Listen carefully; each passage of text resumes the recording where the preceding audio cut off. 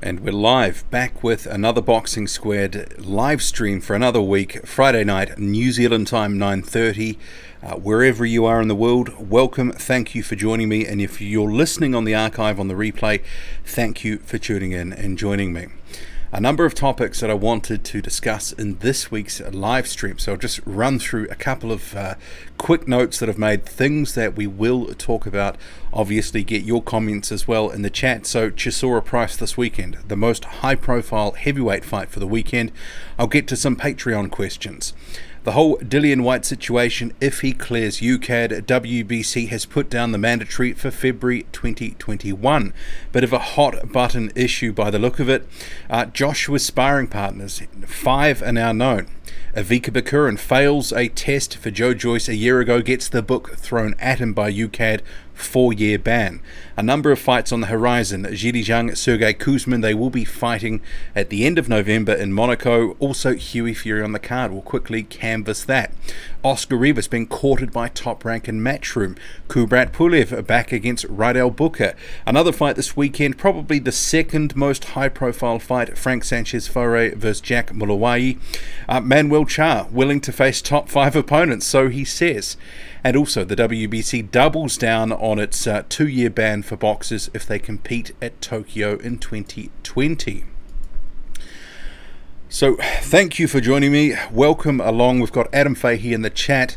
I'm going to butcher some names here, so I'll just say hello to you. Hello to Anga. Hello to Liberalism is a Cult. John Otter, Rodney, O1990, welcome aboard. You've got NAR457 saying hashtag boycott, or WBC boycott 2020. We'll come to that. That's a hashtag that has popped up. And L-Dog has joined the chat. Welcome to you too. IEB, welcome along. JPK World says hello to you too. Thelemus Lofi says Dillian Whyte is a dossier. I think you mean Dosser. Callum Bush has joined the chat from Nottingham, England. Coach Qatar has joined as well. Hello to you too. So we'll get to the first topic, and actually I might just sort of switch it up because I was going to start with Price and Chisora this weekend, but I just dropped a video about half an hour ago, which was the Dillian Whyte situation with the WBC, and there seems to be a little bit of confusion about what's actually happening there, because a lot of people talking about the B sample, a lot of people talking about the UCAD stuff, but it's actually 2 separate issues to what the WBC is talking about.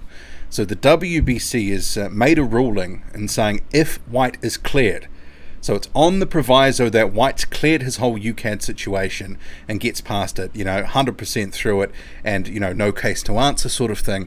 And if that happens, then he is reconfirmed as the mandatory, which he won that honour in July against Oscar Rivas, and his mandatory shot would be by February 2021.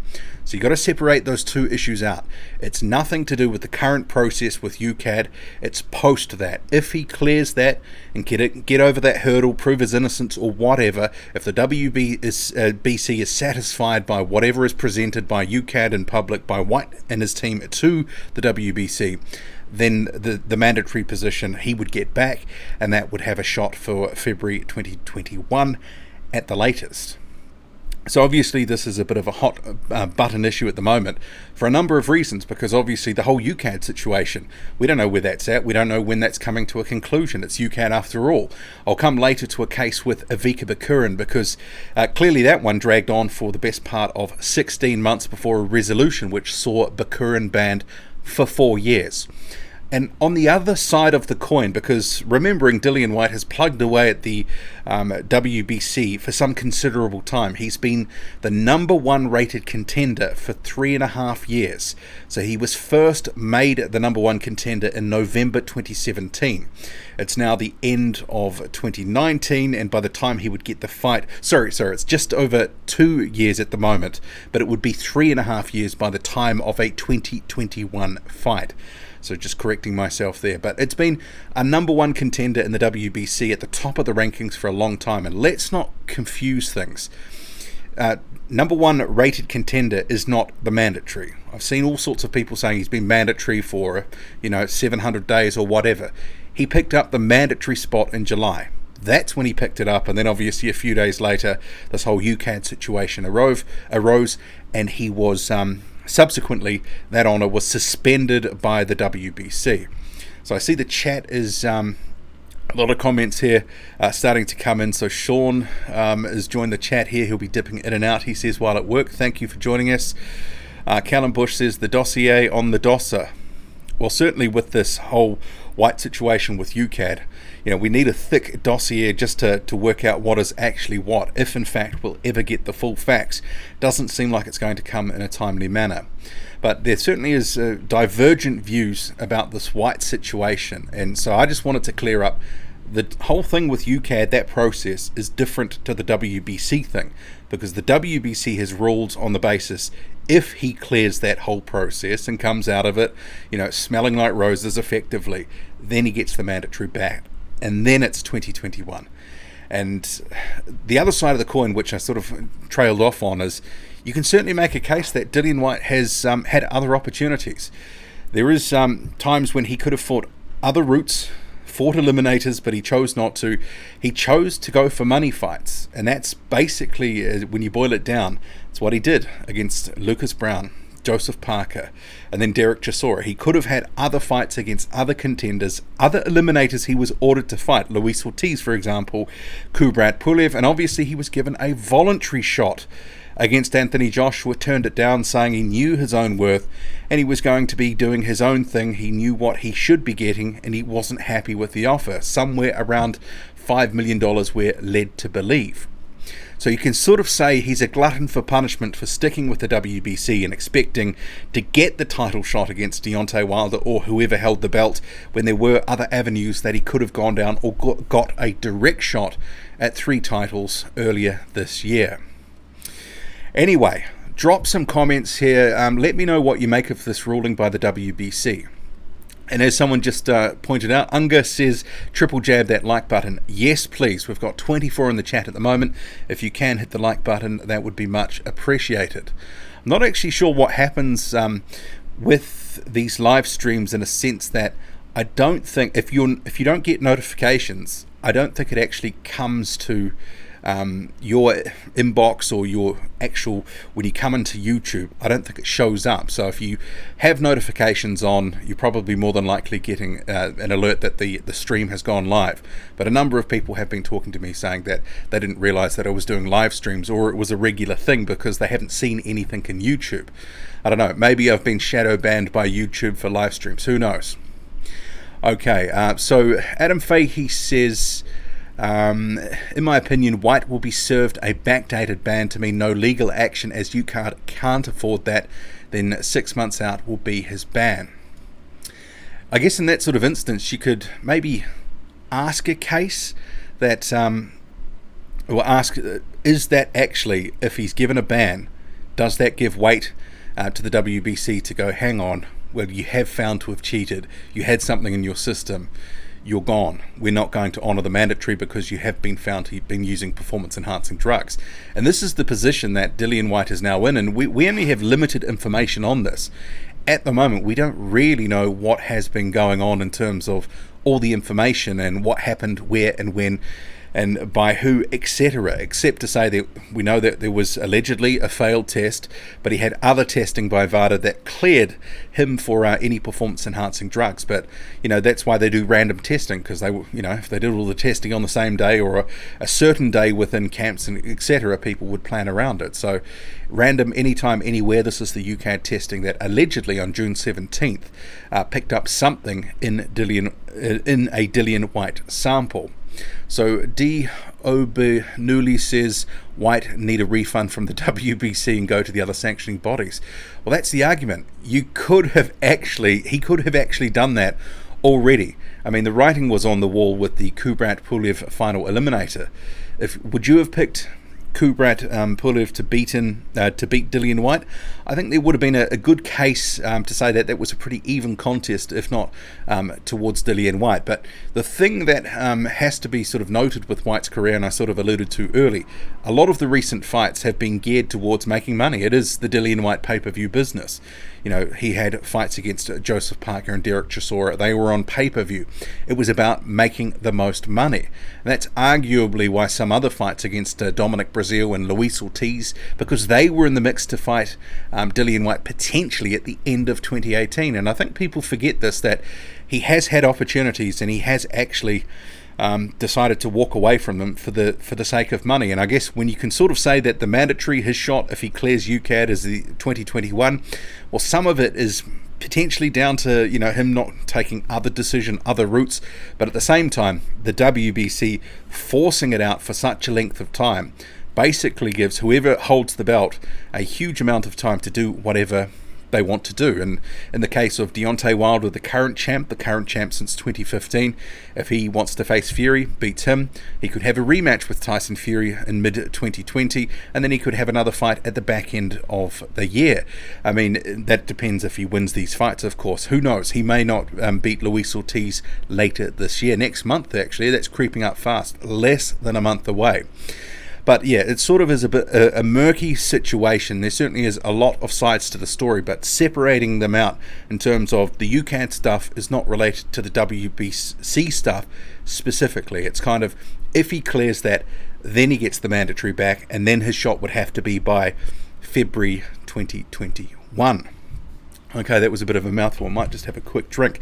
So hello to everyone who's joined the chat. We've got 29 in at the moment. Thank you for joining the live stream, supporting the channel. Do appreciate it. And I've got a few topics. If you've only just joined, that we're going to get through. I'll just go back to my list here while I have a sip of water at the same time. So I've got Chisora Price to talk about, some Patreon questions, and about 6 or 7 different other topics that it's about 8 or 9 by the look of it. But I'll get to a couple of Patreon questions first before heading back to the chat. Where are we here? Internet Explorer. Okay, so I've got a question from Unger, patron Unger. So if you want to join my Patreon, it's go to patreon.com/boxing squared. So Unger, he says, can you rank the following World Championship belts in order? Franchise, Pearl, Money, Mine, Diamond, Regular, Silver, Gold, Super, Global, Reese's Pieces, Interim, and Recess. And actually, it was meant to be Recess, but I did read it as Reese's Pieces, just picked it up, because that's ultimately the way I start to feel about some of these different belts that are floating around. It's an absolute joke. And I guess some of the stuff with the WBC not enforcing its rules in terms of mandatories for different fighters instead of once a year, it's, seems to be, on the whim of the sanctioning body. And it's not just the WBC, it's all of these different sanctioning bodies. They're all, crooked and, out for themselves. They really are invested in themselves. They are, trying to print money for themselves, clip the ticket, and it is about survival of the fittest and preserving the money that is coming in. And the reason they have so many belts is because they can make more money. They have more belts, more money. But ultimately, it dilutes the sport, and it really is a shame that, one, we've got 4 sanctioning bodies, recognized sanctioning bodies, that have so many different belts floating around, the WBC and the WBA in particular, it's ridiculous. But even some of these other sanctioning bodies, WBO and IBF, you might sort of say one is better than the other in terms of these different 4, and you could rank them, but ultimately none of them have covered themselves in glory. So but what is the solution to it? And this is the thing, this is the problem. Everyone has to keep working in with what clearly is a system that is set up just to feather the pockets of the sanctioning bodies with money. And promoters, fighters, they want the belts, they want the prestige that comes with it, but ultimately, there's also a whole bunch of dodginess, crookedness, brown envelopes, and all sorts of carry on that we never know that happens behind the scenes, stuff that tarnishes the sport. I mean, no wonder it's so hard as a casual fan to come into a sport like boxing. You go to say who's the WBA heavyweight champion? There's 4 of them. How ridiculous is that? 4 champions in one division. Manuel Cha, you've got Andy Ruiz Jr., who is the legitimate champion, and then you have, with a gold belt, Joe Joyce, and then an interim world title, Trevor Bryan. And often these, titles come up. There's no need for them to, be created, or, belts being put on the line for certain situations, often, involving quite low-level fights. Arguably, that Manuel Cha and Alexander Ustinov fight, that's just a mid-level, top. At the time, Manuel Cha was like a top 30 fighter. Alexander Ustinov, clearly on the fade, maybe a top 40 or top 50 fighter. Why was there a need to put the regular belt on the line there? Why was there a need to put the interim world championship belt up for Trevor Bryan, who we've never seen since in the ring, and also BJ Flores, who he beat up in a few rounds and knocked him down, 3 or 4 times? No need to have a belt on the line at all. It's just, it really is just greed. But what is the solution? And that's the real issue. There's no, solution you can point to and go, this is what we need to do. Sure, we can have some ideas about what we could do, but ultimately it's got to be workable. And at the moment they're working within a flawed system, and it'll be quite hard to sort of prize everyone out of it. We'll see what happens. So I went on a little bit of a rant there, but yeah, some of this is really just crazy. So I'll try get back down the chat here. I was just off on my Patreon page looking at the other questions, which I will get back to. So liberalism is a cult says, hit like. Anyone else going to join me? Thank you if you do hit like, I would much appreciate that. So White possibly a drug cheat, yes, but so was Ortiz. Well, the whole thing about White, we just have to wait for UCAD, but how long's a piece of string? When will they come out? And I guess if he is handed down a ban or something by UCAD, well, the whole situation with the WBC in the mandatory position becomes moot, because if he was deemed a drug cheat by the WBC, by UCAD, well, he can kiss that goodbye. So Al Dog says smash that like button, yes please. So True22 says hi all from wet and windy Wales. And I know, True, you love your rugby, in Wales and South Africa this weekend. That should be a good semi-final. It almost feels, especially where I am in New Zealand, this part of the world, it's almost like the forgotten semi-final, with all the attention, at least where I am, on the semi-final between the All Blacks and England, which I think is going to be a very good fight, a very good game, which I do think that my team, the All Blacks, will win. Well, I hope so. You never know. It's a knockout game. Anything can happen. But I'll get back to the boxing at hand, because that's why you're here. So Nah for 457 says, everyone boycott everyone hashtag WBC boycott 2020. Spread the word.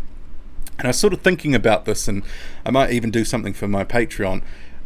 Is this really the right thing to do, though? Because boycott the WBC, but there could be an impact and a flow on to fighters, promoters, and ultimately that might seem like something, boycott them, but might have a negative effect on different players within the sport. Okay, so Theomis Alofi says, Number ranked those 3 years with no mandatory fight, only fought Rivas 2 months ago, which he failed to test in a glove controversy. Well, I guess ultimately the glove controversy might be the thing that where there is something to be actually had by the WBC, because that was something certainly Yvonne Michelle and Oscar Rivas were trying to put at the WBC convention, but because of the situation with White having to front UCAD, etc., it sort of seems to be that is put to the sort of side for the moment until the dust settles on that one. And the whole thing with the gloves, and obviously the backstory to that being there were gloves that White wore that weren't inspected. They weren't one of the 2 approved pairs. Reasons given, but ultimately they weren't allowed to. This is Rivas' side allowed to inspect them, and that certainly is not some behaviour that is, I think, many people are used to sort of hearing about or seeing. And certainly some of those involved, was it Russ Anber, had basically said that he'd never seen something like that in professional boxing in his whole career. So D. Ober-Newley says Wilder is a franchise champ.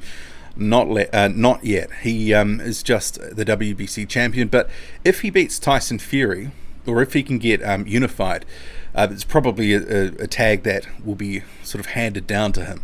At the moment, you've got a couple of franchise champs, the most recent Vasil Lomachenko, and obviously Saul Canelo Alvarez.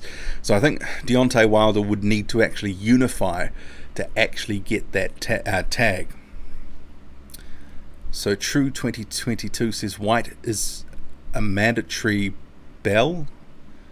MD. Okay, I'm not sure what that's in reference to. So Coach Qatar says White is serving a secret 6-month ban. If that is the case, obviously that will come out at some point. We'll have to see what happens there. DG Channel says, is the WBC still credible with these Q? Well, I don't think the WBC and many of these other sanctioning bodies have really been credible. They haven't been credible for some considerable time, because it really is just about clipping the ticket for money. And the health and preservation of the sport, that is a secondary sort of consideration, or maybe even less than secondary for these sanctioning bodies. They are about the survival of the fittest and survival of themselves. So Callum Bush says, I can't believe Fury has jumped ship and gone to WWE. They must have offered him millions. Well, I don't think he's jumped ship. I just think this is a case that it's great promotion. He gets to do something, one, in the interim, because if a fight with Deontay Wilder is to happen in February 2020, what's he going to do for 6 months? This is something that's going to help fill time, and he can also boost his profile, earn some money, and it could help with buys for the second fight with Deontay Wilder, should that occur in February 2020. I don't think he's going to leave boxing. He'll come back to it. Okay, so L-Dog says Dillian White has fought pretty good competition. He still needs to be more active, in my opinion. Just 3 times. Okay, I just totally missed where I got to. Just a second, I'll climb back up. These whole chat sections, when I'm scrolling down, you can be at the end of a comment and all of a sudden, boom, it just goes down like 25, 30, 50 comments sometimes. So L-Dog says he needs to fight 3 or 4 times a year to gain momentum and stay busy. Well, I think from Dillian White's perspective, he would have been fighting probably by now, or gearing up for a fight, but this whole UCAD situation has scuppered that, because he is in the Dillian White business, which is a pay-per-view business in the United Kingdom. He's all about money. He's all about taking fights that make sense in terms of the opponent and someone who's beatable, but getting maximum sort of bang for buck in terms of what he gets paid. We've seen this with Rivas, Chisora, Parker. All the fights that they thought, actually, we could get a win here and make a lot of money, and that's what they've been doing. So this is costing him at the moment. Okay, so Callum Bush says, I saw Fury is getting 12 mil. I question that figure. Just having a drink there. I really do question that figure. I think that, because if you look at, and we talked about this last week, so I don't want to get too much into this, the highest paid wrestlers, for annual salaries is less than $20 million, but then he's getting 12 million pounds, which is 15 million US dollars. I can't see it. I know some people say, oh, it's Saudi money, da-da-da-da-da. I still can't see it. He's got, almost, I don't want to say almost no profile, but a relatively low profile compared to the wrestlers that are actually the WWE stars that they're trying to market to their own fans, who are well-known commodities. So, Sean says, in a recent interview with IFL, Eddie has said he expects the Wilder Fury winner to be elevated to franchise champ. If this is the line they're going to down, should White just wait it out? Well, it sort of depends on his own situation, clearing his own situation and waiting that out. But yeah, I could see the winner of that fight being made a franchise champion. I mean, they could do a rematch and maybe the winner of that rematch. I don't know. It sort of seems like 2020 has been cleared up for a potential trilogy, because that WBC statement that they made on their website, and I had in my video from earlier tonight, that actually didn't specify a date as February 2020. It just said 2020. So I sort of took from that the subtle hint or a clue that there could be more than one fight, that they've been sanctioned to fight. Maybe it is for a rematch too. And let's face it, if Deontay Wilder loses to Tyson Fury, Wilder will have a rematch. It's voluntary after all.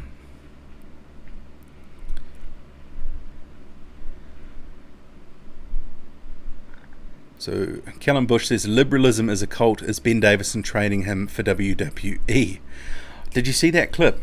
Did you see that clip which Tyson Fury was bowled over by Braun Strowman? I did think that was, again, another piece of bad acting by Tyson Fury, because if you watch the clip, he goes down and his ankle didn't seem to be caught up or anything on the canvas, but yet then he's grasping it straight away on the canvas. I mean, it was a promotional tool.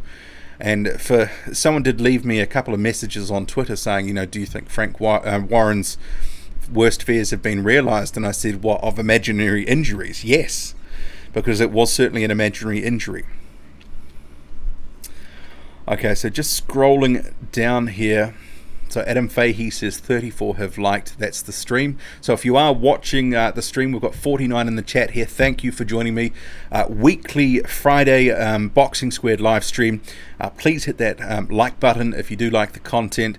And we'll get to a whole bunch of topics that I've got on my list here. We've got Ms. Boxing in the house. Hello to you. Liberalism is a cult. Maybe some acting lessons from Hollywood is in order then. I do think Tyson Fury needs to brush up on some of that. It really is some of those in close, because there was a bit of that promo stuff where I thought actually when he was going in for a clinch and a grab of his opponent that he was training with, it actually looked quite good. But it's some of those other things where he's actually coming in for a punch or something like that. Some of that just didn't quite ring true. But then again, I guess with Fury, he doesn't want to do a potato on some of these guys and be dropping the hammer down, because that obviously would probably get a punch back or something like that. So Kerry Willis says, who's seen Tyson Fury on ITV this morning? Wish him well. Well, it's going to be good for him in terms of his bank balance and profile. And I think it's a brilliant piece of marketing for the rematch with Deontay Wilder, should that occur in February 2020, building up his profile. And obviously after a couple of subpar opponents in terms of where people thought he should be fighting at, and they didn't quite get the sort of profile out of those fights with Otto Warren and Tom Schwartz, the WWE stuff is gold. It's going to be good for his profile in the United States. I mean, obviously it's scripted and yada yada yada, but still, it's millions of people potentially exposed to Fury, and potentially some of those could translate into more buys in the rematch with Wilder. So the odd fella says, greetings from the north side, peace, Miss Boxing. So liberalism is a cult says, okay, so people are talking to each other here. I'll just scroll down a little bit. So 12 million for a play fight, yeah, that's good money. If in fact that's true. I think it would be less, but I mean, whatever it is, he's going to get well paid for his time. So L-Dog, thank you for the super chat there. Appreciate that. He says, join the Patreon. That is my Patreon, so Boxing Squared on Patreon, patreon.com/Boxing Squared. So thank you, and L-Dog's actually just recently become a patron on my Patreon, so thank you for that, L-Dog. Thank you for the super chat. So Tunde says, I'm here, Big Boys Boxing, kia ora team, kia ora to you, Big Boys Boxing, aka Kiwi Box. Raphael Dawkins Combat Radio is in the house. L-Dog agreed, professionalism boxing is a business, and unfortunately corruption comes with it. That's the thing. Money is one of these things with boxing. It makes the fights, it makes the sport, it is the grease that spins the wheels to get things moving on a lot of fronts. But on the flip side, it is the thing that obviously is sometimes very bad for the sport in terms of things like corruption and other dodginess that happens within the sport. And obviously fights not getting made because of money. So Adam Fahey says the WBA tripped over with Lennox. He was the first super champion. Since that day, though not fighting Ruiz, the WBA have allowed the regular title. And it always cracks me up with the WBA. They talk of wanting to rationalize titles, that sort of stuff, but it's just gone nowhere. In fact, it's gotten worse. We've now got 4 belts. So Crown Admirer says, Dillian White be chasing money fights and crying foul play. What a clown. Well, there is that element with White. He's chased the money rather than taken some eliminators and other things. But on the other side, if he clears the whole UCAD thing, to be the number 1 rated challenger for 3.5 years, if he fights whoever the champion is in February 2021, that's a long time to be at the top of the rankings. So L-Dog says, so many people don't understand the franchise belt and it annoys me. But I guess the question is, do we need it? Why do we have to have a franchise belt? It's another, created construct, really, to earn money for the WBC. It frees up, another person to be a champion to also pay sanctioning fees, because the franchise champion is going to be paying fees as well. I mean, I can understand some of what the rationale is, but the question is, was it needed? Did we need it? So Callum Bush, thank you for the super chat there. He says, keep up the good work, mate. I really enjoy your channel. Thank you for coming to the channel and supporting it. I do appreciate that. So Raphael Dawkins Combat Radio says, it's the gangrene belt now. Which one is that? Most of these sanctioning bodies, their belts, and not a lot of credibility these days, dilution of the belts. No wonder it's so hard for casual fans to follow boxing. No wonder some people just drop out entirely. So Big Boys Boxing says, World Boxing Cancer, hashtag WBC Boycott 2020, which is repeated by Raphael Dawkins Combat Radio. So I'll take this opportunity to just go back to my list of questions. Another question from Patreon. So L-Dog says, Povetkin versus Hunter prediction. Michael Hunter. I'm pretty confident on that pick. I think if this was Povetkin from 2 or 3 years ago, I'd be picking him all day. But at this point, 40 years old and on the decline, I definitely think Hunter has this one. So another question from L-Dog, do you have information on the Ruiz-Joshua undercard? I know Filip Hrgović is supposed to fight on the undercard, but I have not heard anything concrete. Well, Eddie Hearn, and I've still got to get to a video on Povetkin versus Hunter, because I do want to get to that, so I'll probably put something together over the weekend, because that's a great fight. So that will be the co-main event on that card. It's a pretty even fight, but I think Hunter is going to take that one. I think Father Time, undefeated, has caught up with Alexander Povetkin. It will be a different style for Michael Hunter, though. Not necessarily a big lumbering sort of opponent who he's made to, been made to look quite good against in the last year or so. But I do think he's still got the beating of Povetkin. And Eddie Hearn, he did also confirm in an interview that Scott Quigg versus, can't even remember who it was, but the the Povetkin versus Hunter fight is going to be the co-main event. And Filip Hrgović, well, it doesn't look like he'll be on that Monaco card. There was some talk that he would be on that one. That has been confirmed in terms of the names are on there, except Huey Fury does not have an opponent at the moment. I'll come to Sergey Guzman and Zhili Zhang a little bit later on. So I'll just get to my last question from Patreon. So Toby asks, what did I think of the Beterbiev-Vodcik fight, and how do you think Canelo and Kovalev would do against Beterbiev? Well, I got to say, I was picking Vodcik, and if you're on the live stream last week, I thought that he would actually box to a decision. But Beterbiev, through his pressure, and it's almost like his will in there, got him through, not that he was ever hurt or in trouble, but there were moments where Vodcik was boxing nice and putting it on Beterbiev. A couple of times where he's landed some really nice body shots, sort of hurt Beterbiev to the body. But he just kept coming. He was just like the Terminator, kept coming. And you could actually see Vodcik throughout the fight. One, early on, he looked like he was just troubled. There was just a look about him where he didn't look quite comfortable, where he settled into the Adonis Stevenson fight. He never did so against Beterbiev. And you could see as the fight wore on, he was visibly, the pressure was catching up with him, and he was starting to wilt. You could see that Beterbiev was taking his will from him. And that after about the 6th round or 7th round or whatever it was, I thought, yeah, this is going to end in a stoppage at some point for Beterbiev. And once Beterbiev started working the body, because he was neglecting that early on, Vodcik started to look more vulnerable, and it became just a matter of time. But yeah, very good performance by Beterbiev, and that was certainly the best performance I've seen from him. In terms of Canelo and Kovalev, well, I think Beterbiev knocks Kovalev out. Canelo, that's a tougher sort of choice to sort of pick, but I'm not sure it would ever come to that, because I'm not sure that is going to be a fight that Canelo is ever going to be up for. Just because, he's not a natural guy at 175. He's obviously coming up to fight Kovalev, and Kovalev, for me, is on the decline, and I think Canelo is going to beat Kovalev. But Beterbiev, a guy who is in his prime at the moment, and really is a big puncher, and obviously we saw with Vodsick, a very accurate puncher too, and he kept coming. That is going to be quite a mountain to climb if he ever wants to take that fight. I don't see it. I think he's more likely to drop the belt at 175 and go back down to, either 168 or 160. Moving on, I'll get back to the chat. Got to catch up.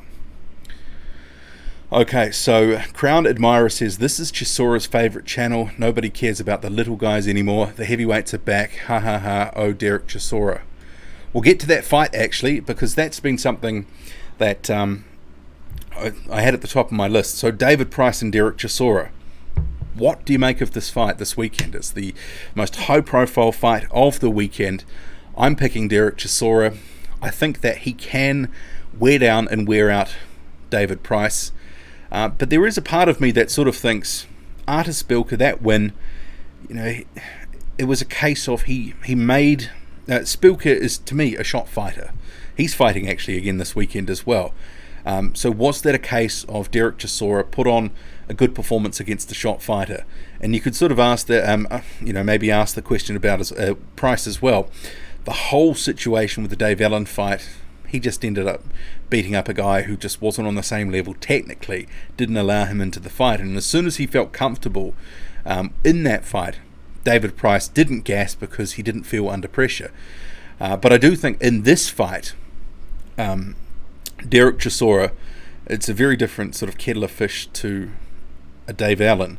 And I think he will maybe weather a bit of a storm early on. I think David Price may come out, may feel a bit comfortable, start working that jab. He can actually maybe land something of note. But I think Derek Chisora can weather the storm. He may eat something early on, and we've seen him in a couple of fights in the past year or two take a couple of shots early on but come through that. There was that rematch with Dillian Whyte where he was caught with a big shot early on, but Whyte didn't go in for the kill. And David Price isn't necessarily a great finisher.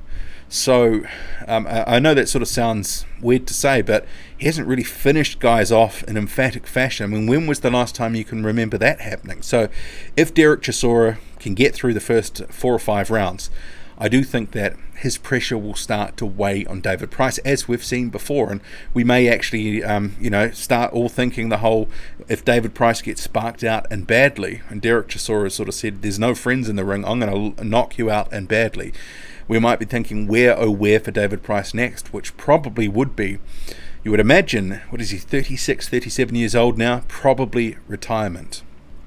Okay, on to the next thing. Rodney says next New Zealand election should be decided with a fight night. Probably wouldn't have many good fights to be honest.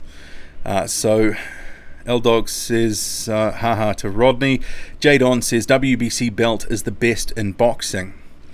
And I guess this is the conundrum for a lot of fans, because in the way that fans rank the belt in terms of, WBC, WBA, WBO, IBF. A lot of fans generally have the WBC sort of just slightly above the others, maybe above the WBA, whatever. That it's the green belt. But there is an argument to say, and not just the WBC, but these other ones as well, they're devaluing their own belts. And that is the issue, and it starts to devalue boxing as well. So NAR457 says IBO upgrade 2020. I hope we don't get a 5th recognised sanctioning body, because that just adds more confusion to the mix. Sure, their rankings are a bit different and they do things a little bit differently in terms of computerised rankings, yada yada yada, but it's another sanctioning body. We don't need any more. There's so many out there, it's a joke. So L-Dog says, the odd fellow, it's about money. The franchise champion was awarded to Canelo so he could partake in super fights and pay sanctioning fees. That's what this is all about, unfortunately. So Kerry Willis says, I'm bored of boxing. I'm going to jump ship to WWE with Mr. Fury. Have fun with that if you do decide to go with that. So Tom says, I have zero sympathy for White, none. And some people will certainly take that line. And if it does come out that UCAD sort of fines against Dillian Whyte and says, look, you can't account for something in your system, and gives him a ban, well, the whole situation with the WBC and mandatories is moot because he'll lose that shot. So Blue Collar Sports TV, aka Delboy, has joined the chat. I think you might have joined about 10 minutes ago, but I'm just so far behind on the comments. But hello to you too. So Rivas heading to Matchroom, says Raphael Dawkins Combat Radio. So that was a topic on my list, and I'll just quickly delve into that because obviously news broke this week that Rivas was being courted by not only Matchroom but by Top Rank, and Top Rank is throwing out the carrot of a potential fight with Tyson Fury.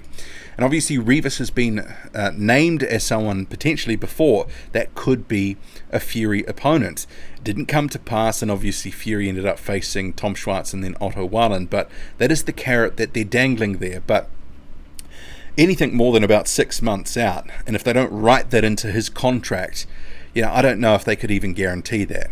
I'm just not so sure that it could happen. But really, if he goes to Top Rank or Matchroom, I think either place is a sort of good deal for him, because at the moment he's one of the more top heavyweights in the division who is not really aligned to any of these 3 different promotional silos that have formed: ESPN and Top Rank, PBC with Fox and Showtime, and then Matchroom with DAZN and Sky Sports. So you have these different silos that are forming, and Rivas is not really part of one. And if you're on the outside looking in, it can be harder to get some of these bigger fights that you want to as you start climbing your way up the division. So the co-promotional deal with, he's currently promoted by Yvonne Michelle of GYM Gym. I think that it's a good idea. It seems to be what's happening with a lot of these guys. I mean, Zhili Zhang has done it, Filip Hrgovic has done it, Alexander Usyk has done it. They're signed with Matchroom. So if he joins Matchroom, or if he joins Top Rank, which has a couple of guys that are on co-promotional deals as well, Ajit Kabayal being one of them, I don't mind it at all. He puts himself in the mix for a fight. Apologies, just needed a quick cough there. I might have a drink of water too. So Adam Fahey says Mahmoud Shah, formerly known as Manuel Shah, has been WBA regular champion for 698 days with 0 defense. Ha ha ha. And that was another topic on my list, because you may have seen a post by Manuel Shah this week from his Instagram, and I did actually include this in one of my heavyweight news mashup videos. He was talking about he's willing to face any of the top 5. He's willing to face them. He's open to the Tyson Fury fight. He's open to a fight with Deontay Wilder. He wants that work against the winner of Andy Ruiz Jr. and Anthony Joshua. Yeah, come on, give me a break. He wants to get well paid to give his belt away. The guy could have had opportunities to fight.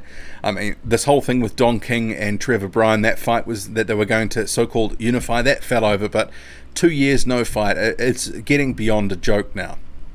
And it's, murky circumstances for him picking up that belt anyway. It shouldn't have been on the line for that fight between him and a clearly faded and rinsed Ustinov 2 years ago. 2 years ago. It was in November 2017. So L-Dog says, Blue Collar Sports TV, the only man who did a fair and balanced video on the franchise champion. Yeah, great channel, Delboy's channel. So if you don't know who Blue Collar Sports TV is, do check it out. It is a very good channel for boxing fans. Great preview videos. Okay, I just flicked out about 100 comments, so I've got to work my way back up to wherever I was. Jeez, there's a lot of comments here. Okay, found my place again.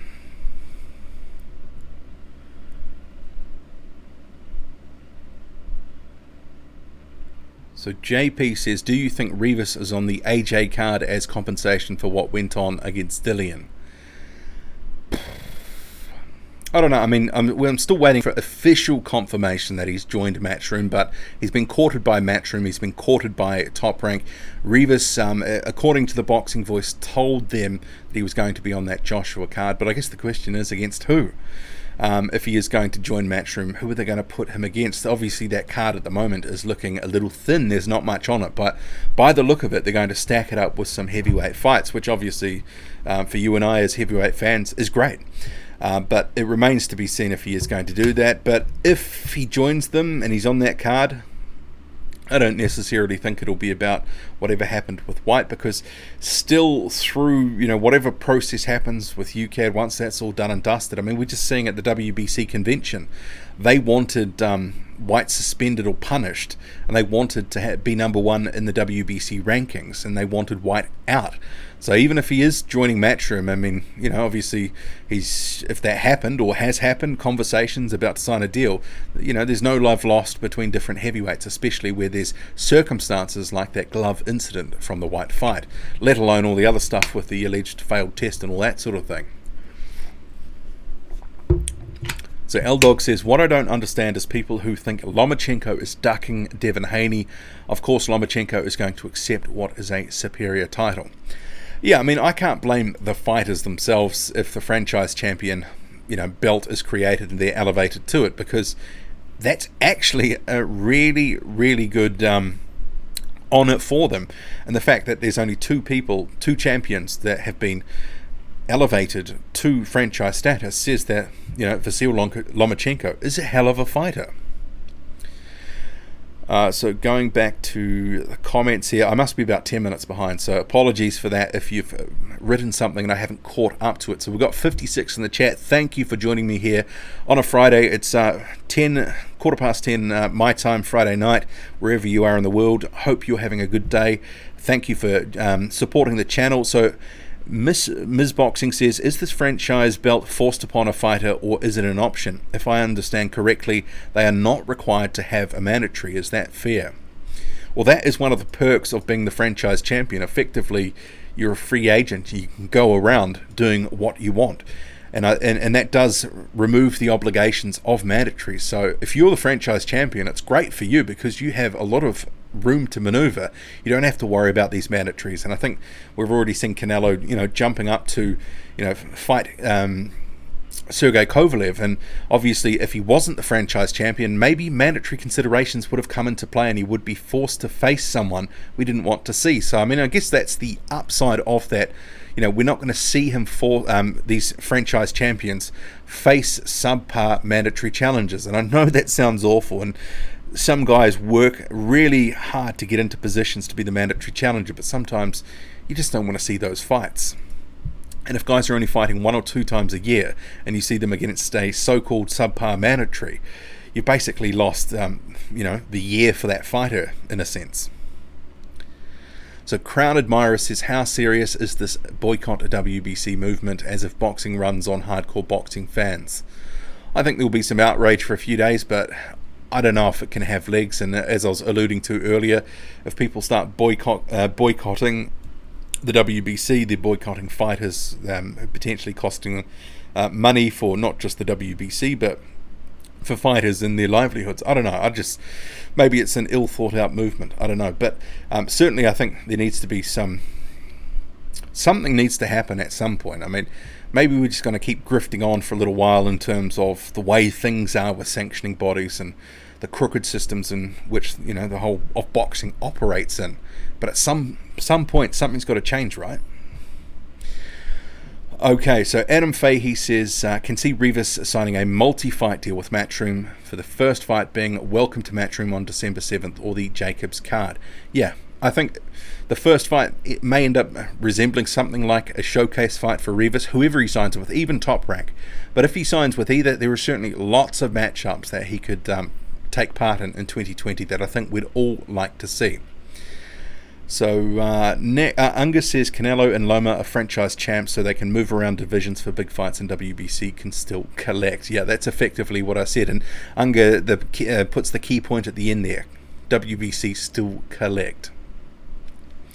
So Bob Arum openly stated that the H would petition the WBC to make Loma a franchise fighter. Well, I guess they've got their wish. So Blue Collar Sports TV says, what do you make of Polish heavyweight Lukas Brzezinski? I was surprised he beat Ogono at the time. Could be involved in fun fights with his style. Yeah, it's hard to know with Brzezinski, because clearly that version of Izu Ogono was, his mind and heart wasn't in the sport anymore. He didn't turn up that night. He didn't put on a performance resembling what we'd seen before, because if the version of Izu Agono that turned up against Dominic Breazeale in February 2017, which was arguably one of the fights of the year, one of the most exciting, dramatic fights of that year, even though it was only 5 or 6 rounds long. That version showed up against Lucas Brzezinski. He probably knocks Brzezinski out. So I don't know if Agono being effectively, I don't want to say shot, but he was not in the game, and he retired after that fight. And that kind of tells you everything about where he was at mentally in terms of, because he sort of went down a couple of times and it didn't look like he was seriously hurt, but Brzezinski was all over him like white on rice.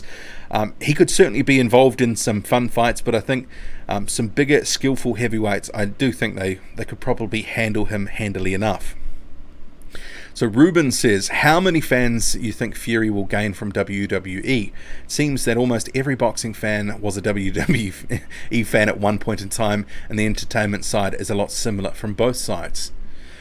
I mean, it could be one of these cases where he gets some casual support from fans in the WWE, but when the rubber hits the road, when you're asking people to pay $75, there's going to be a number of people who say, look, I like you, in terms of what you do, but, I don't necessarily want to pay $75. But even if it led to an extra 20 or 30,000 pay-per-view buys, for example, if, millions and millions of people, up to 4 million people, are exposed to him through the WWE, whatever, surely even 20 or 30,000 buys, and I'm not saying it would do that, I don't know, I'm just throwing out a number, but if something like that happened, whatever is upside from the WWE exposure, whatever buys happen because of that, it's a bonus. It really is. But I guess the thing is, how do you quantify it? I was talking about this in a Patreon video just the other week.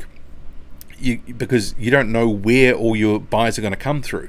Because logically speaking, we're thinking that the rematch between Wilder and Fury is going to do bigger numbers than the first fight. So, how much could you attribute to the WWE? It's really, how long is a piece of string? It's really hard to quantify that stuff. So L-Dog says, yeah, John Cena makes around 12 million a year. And that's what I'm saying. I mean, Fury, that's just one report, I think it was from the Daily Mail or one of them, Daily Mirror maybe it was, said 12 million pounds, which is 15 million US dollars. And to me, I was thinking after I had a look up some of these different figures, that doesn't sound right. So Obanuli says, Lucas, Brzezinski, Rivas, Ruiz, Hunter, the era of dominant big men might be over. Well, I don't know if we can anoint some of those guys as future champions. I mean, we've seen Hunter, he's lost before. Rivas has lost before, just, this year. Ruiz has been beaten before. Brzezinski, it remains to be seen how talented he really is. So L-Dog says, I would pick Luke Campbell to beat Devin Haney. I wouldn't mind seeing that fight. Okay, moving down the chat here. Apologies if I'm about 15 or 20 minutes behind.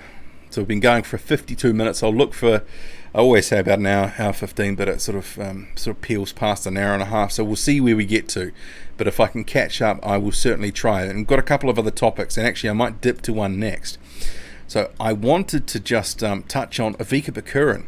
This news from UCAD this week that he failed the test 2018 ahead of his fight with Joe Joyce, and he had a cocktail of substances in his system. Like the first test that they took a result on, 4 different substances. They did another analyzing of the A sample, turned up some other substances. So a cocktail of substances, given a 4-year ban. What do you make of this? Do you think that Ivica Bikurin should have actually been banned for life? 4 years, I sort of thought at the time, but then once you started going through, this is actually, systematic cheating. There's a lot of gear that was in his system. It really is, a bit beyond the pale. How did he think he wasn't going to get caught? And this is the thing with drug testing as well, or drug ban, should I say. If he gets banned by UCAD, he can still campaign off in Europe doing whatever he wants. It's really hard to, keep these guys away. So Matt says, predictions for Chisora versus Price. Where do they go after this? Actually, it's a good question. He says, by the way, in the second comment, first pay-per-view in years I ain't buying. And I had some good news, because after Joseph Parker was pulled from this card, Sky Sports in New Zealand has decided it's not pay-per-view worthy. It's going to be free to air, or not quite free to air. You have to have the Sky Sports channel, so I won't have to pay for that one. But I think Chisora wins, and I think we're going to hear from David Hay, we're going to hear from Eddie Hearn how Chisora's back in the title mix. But, you know, beating a faded Artis Bilka and arguably David Price, who is also faded himself, for me, that doesn't put him back in the title mix. It still puts him in line for a potential fight with someone like a Joseph Parker, who's, you know, still, you know, in contention for a title, but he needs a name like Chisora on his record. So they could sort of still set up that fight. I know that Eddie Hearn and even Derek Chisora has talked about Jarrell Big Baby Miller. I wouldn't mind that fight. It would give us a good gauge of where Miller is really at off. You know, obviously he had a lot of drugs in his system. But Chisora Miller, Chisora Parker, I don't know, something on that level. Even Chisora Hunter, I wouldn't mind that. Price, probably retirement. So Angus, he's talking to someone else there. So Kuzman versus Zhang, who do you think wins? Good question. That was another topic, and I will get into that. So we'll talk about that Monaco card really briefly.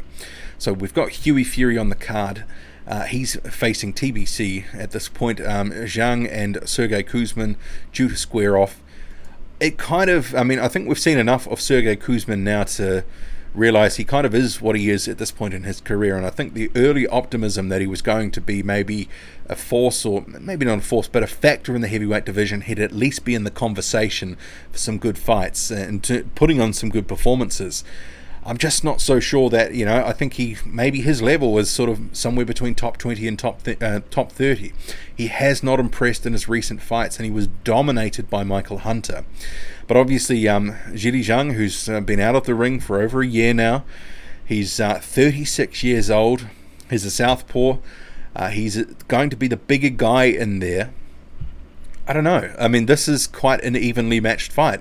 I mean, I've never thought of Zhili Zhang as anything more than a sort of top 30 guy, because he's never proven that he is more than that. Sergey Kuzman has come up short so far, but it doesn't mean that he can't change and adapt and, you know, get a win over Zhang and move on.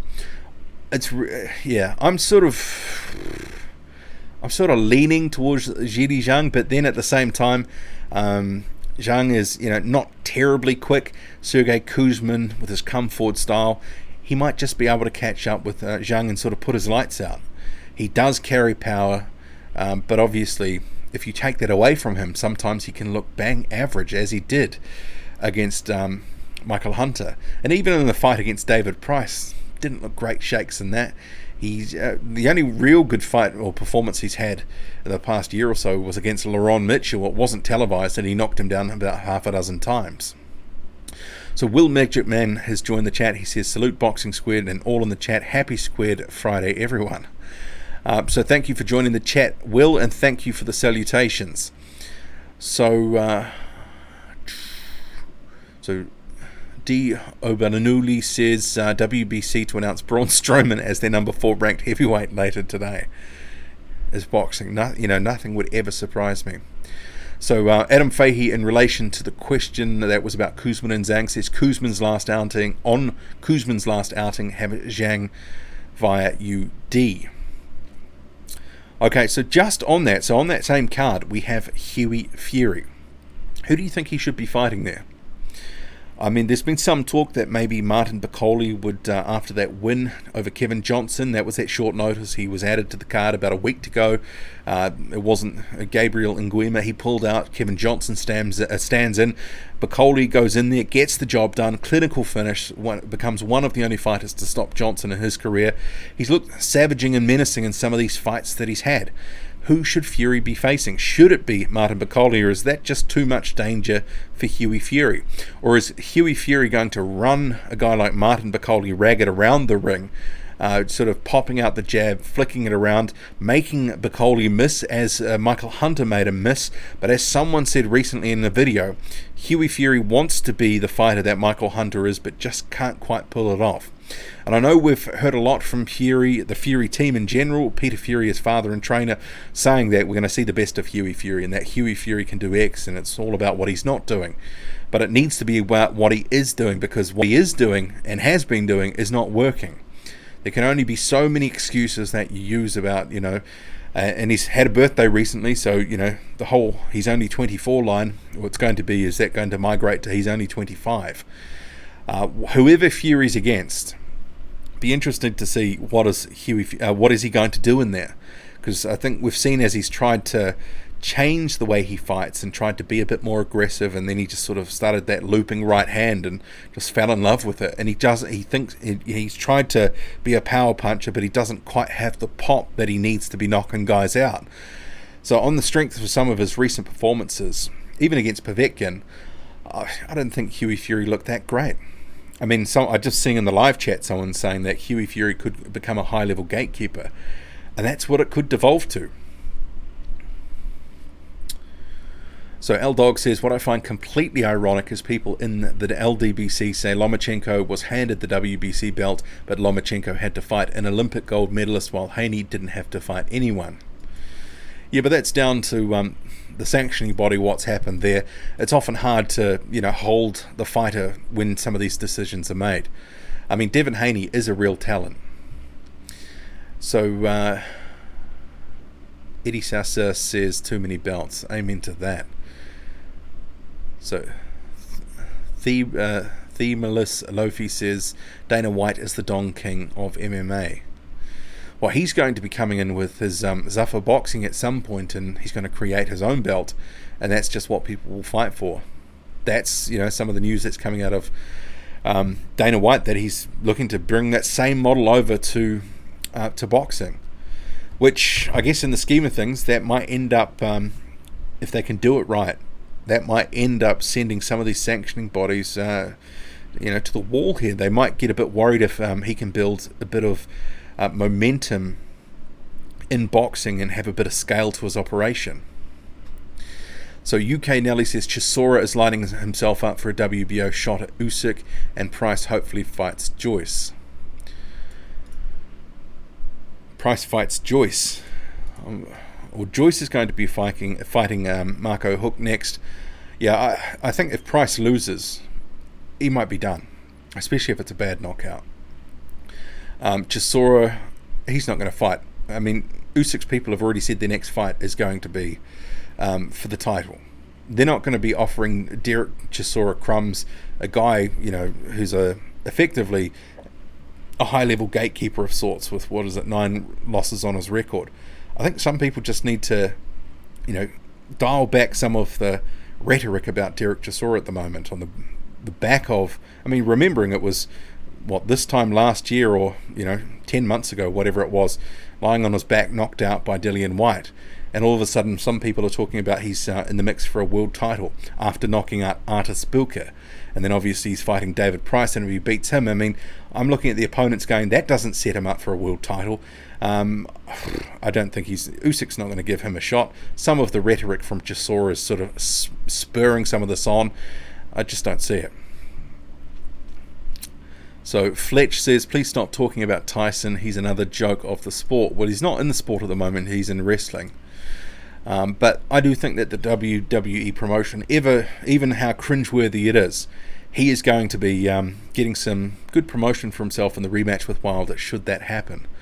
So George Anthony says, who are your top 10 heavyweights? I'd have to have a think about my list, but it's probably, compared to a lot of people's list, it'll be very similar, just a different sort of order of a few different guys. But that's probably a video that I'll do maybe towards the end of the year. I'll do a wrap of the year, and then I'll get to a little bit of Christmas coverage in terms of top 10, the contenders to watch out for 2020, all that sort of stuff. It's a good time of the year to do it. So Liberalism is a cult saying, are you going to join Sports Icon channel in the boycott of WBC? It fights in calling for change. Well, I was just commenting on that earlier. I can see why this whole hashtag thing has come about, but I'm not sure it's been terribly well thought out. But, if people want to do that, that's over to them. I'm not stopping anyone doing anything. They're welcome to it.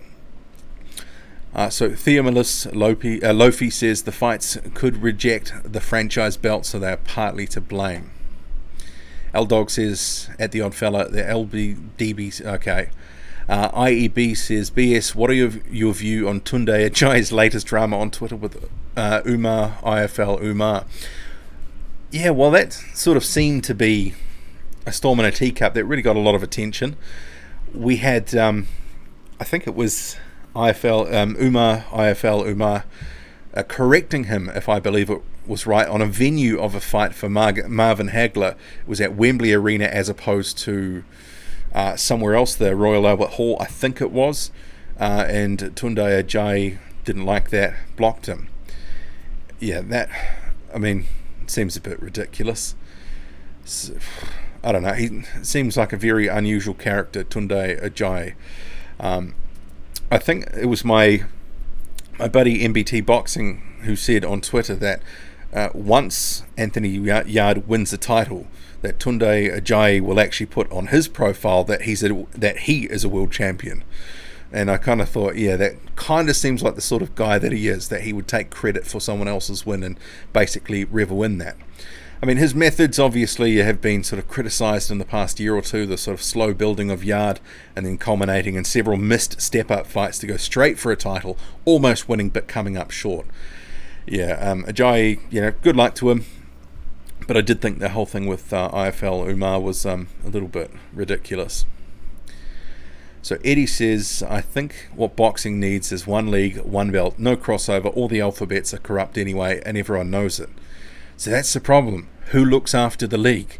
And what happens once they start to be called into question? If someone's got complete control over that, who knows what could happen? So Mark Smith says, Dillian Whyte has to prove his innocence. No B test. Spong had a B test 2 weeks after the positive reaction. Something smells bad with Whyte. See, that's the thing. That's misinformation about Tyrone Spong. He did not have his B test come out. He had a third sample, the results of which, and that was different to the failed test. And it was sort of pitched in a way by Spong that, he didn't say anything that was incorrect, but people took that as the results to be from the B sample, and it wasn't. Spong, his B sample, those results of that failed test have not come back.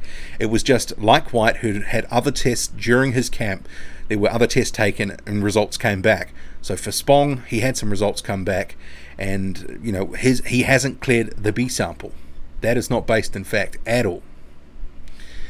So Mark Smith, Raphael Dawkins Combat Radio says, what's the point of the Ortiz rematch?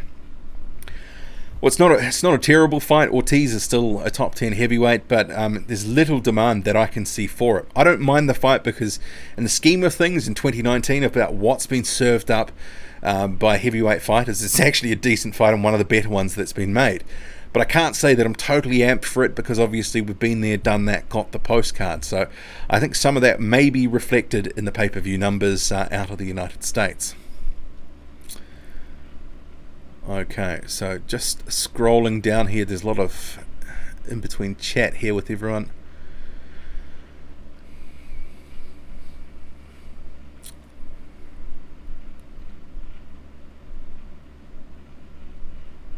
Okay, the IFL Umar situation has been explained in full. I think I've just gone through that. So Matt says, could all the promoters come together and freeze out all the belts? Fighters could get a higher purse and it could be towards better testing. Boxing is the best but the most frustrating sport. I think if you saw a cabal of promoters coming together, they would just end up squeezing more money for themselves as opposed to more money for the fighters.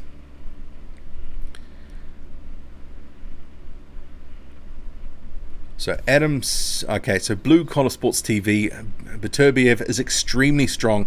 Not sure what is in the water in Dagestan, but they produce some good fighters in MMA and boxing. They certainly do. Beterbiev, that was a very impressive performance against Vodzik. And apologies if I'm only getting to that after that was mentioned about Beterbiev and Vodzik about 15 minutes ago. I'm behind on the chat here. So Unga says, boxing is what it is. It won't change. Just enjoy the fights. Everything else is BS. Yeah, I think boxing often does it to itself, and it will continue doing it to itself.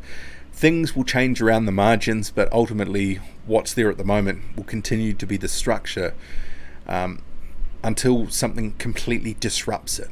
And we don't know when that's going to happen. If it's going to happen anytime soon, how long is a piece of string? So Ashley says, anyone else think the franchise champion is there to keep the belts in America with Top Rank? Canelo's not with Top Rank, is he? He's with Golden Boy, isn't he? L-Dog says, Blue Collar Sports TV, Slavic combat sports athletes have really broken out in the last 10 years. They certainly have. I think some of that speaks to work that's been put in, grassroots work, and money's been put in the 1990s and the 2000s. And that is really starting to pay dividends now with the whole, factory of fighters coming through. Ms. Boxing says, promoters' jobs are to make money for themselves, not the fighter. Managers are more for the fighter. And even then, managers certainly have not always been completely clean within boxing. And we have to remember that the fighter is the one that's earning the purse, but there's so many people along the way taking a cut. There's a whole trickle down in the boxing industry, and obviously promoters and managers sometimes can get more than the fighter themselves. And I don't think we have some of the bad deals and some of the stuff that we have seen in the past, in decades gone by, but certainly boxing is not clean by any stretch. But it's really hard to sort of say what you would be able to change, because you change one thing could have unintended consequences elsewhere. I don't know. So moving down, so Ashley says, I think Wilder is going to beat Fury as well, but until he does, we can talk about his legacy. L-Dog says, the odd fella, the general, what is this? Okay, I'm not sure what that's in reference to. So Blue Collar Sports TV says Chisora by TKO in round 6 or 7. Yeah, that's roughly what I'm leaning to as well. I think Price has got a gas tank that's, if he's under pressure and he starts to feel under pressure, he really does start to gas by about rounds 5 or 6. And when he's about to be taken out, when he starts sort of folding over and really leaning heavily on his opponent, a la that Christian Hammer fight, for example. CMDR says Dell will stop Price. I think so too. Warren says, losing all respect for Loma and Wilder, WBC is a joke. L-Dog says Spilker is going to die one of these days. He's got this fight coming up against a sort of journeyman, I forget his name offhand, but it'll be interesting to see if there is any footage that comes out about that, because if he's going to be boxing at any real level within the sport, moving forward, he's got to actually put in a good performance and dominate an opponent or two to get people going, yeah, he's still got something left, because I'm not so sure. I think he's shot.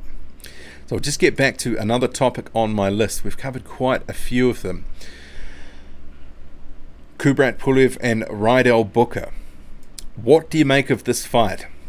Obviously, Kubrat Pulev is in this situation. He's waiting for his title shot, not taking too much risk. He's taking it easy. Rydell Booker, 38 years old, just like Kubrat Pulev. But when I look at Pulev, when I look at Booker, I mean, the two, I think there is more miles on the clock in terms of Booker, his life, what's happened to him. And even, he was a pro way back in the day, starting off in the earlier 2000s. Even though Spilker's been around the block a bit too, I do think that Pulev is the much fresher fighter. I don't love the fight, but I think Rydell Booker can give Pulev some work. He's obviously tricky. We saw that in the Jermaine Franklin fight, but I do expect Kubrat Pulev to win. And imagine if it was actually an upset if Booker came through. That would rock the heavyweight boxing division to its core. And if Booker got the mandatory status from Pulev, if it just got passed over, that would really, really be a massive shock. I don't think it's going to happen. I think Pulev will box his normal sort of, low risk style of fighting, jab, and then obviously looking for that right hand when it is on the offing. What do you make of that? So I'll get back to the comments here. So L-Dog says Spilker is going to die one of these days. I think I just read that before. Yeah, he certainly isn't going to be ending his career well if he keeps getting knocked out. I mean, it's not just for his career, but I mean more for after boxing. Some of these brutal knockouts. Sheesh. So Unga says, expect Chisora loses every round and wins by KO. Yeah, I could see Price having success early on. I really could. On the back of the jab and the first couple of rounds, if he can, get the right hand going, land a couple of things just to keep Chisora respecting him. But that sort of ever-present sort of pressure and the spectre of Derek Chisora looming large, I think that will empty Price's gas tank round mid-rounds. So Adam Fahey says, I've got Chisora TKO, but I want Price to chin him. I think a lot, there is some fans that are sort of looking that way, that they would like to, because David Price is one of these guys in the heavyweight division, a lot of potential. It's just never been realised. And he's sort of fallen short. He's got, 6 losses on his record now. And to some extent, you could argue Derek Chisora is in that same mould. Although of the two, Derek Chisora, even though they're only a year apart in age, does seem to be the slightly fresher fighter, at least maybe on the mental edge of things, because obviously David Price, with some of his demons, he does seem to, in the past at least, wilt and really sort of fold over in fights. And that Dave Allen one, I think, really did turn a lot of people's heads, including mine, because when he got comfortable in there, it really looked easy for him. He was able to use the height and the reach, and it just sort of cantered to a win in the end. But I don't think he'll be allowed to have it, I don't want to say that easy, because Dave Allen just couldn't sort of crack the code, but I think Chisora is just a better fighter than Dave Allen. He should be able to, after a while, if he can absorb some of what Price is doing, start breaking him down. And once that happens, it's going to be all over in a few rounds after that. Price just won't be able to continue going if his gas tank empties mid-fight. So Themalus Lofi says, I feel sorry for Spilker's wife having to watch him get KO'd so many times lately. Please retire already. So Eddie says, Price quits on a stool after round 6. That would be massively, massively disappointing. If he quits on his stool like he did against Sergey Kuzmin, people would be screaming for him to retire. That was one of those fights where, because I think there's always been, in recent years at least, a bit of a thing with David Price, and it's not so much anymore, but there was you wanted to see what was going to happen because it was car crash TV. How long was David Price going to last? Could he get the right hand going? Could he score an upset win, a knockout or something like that?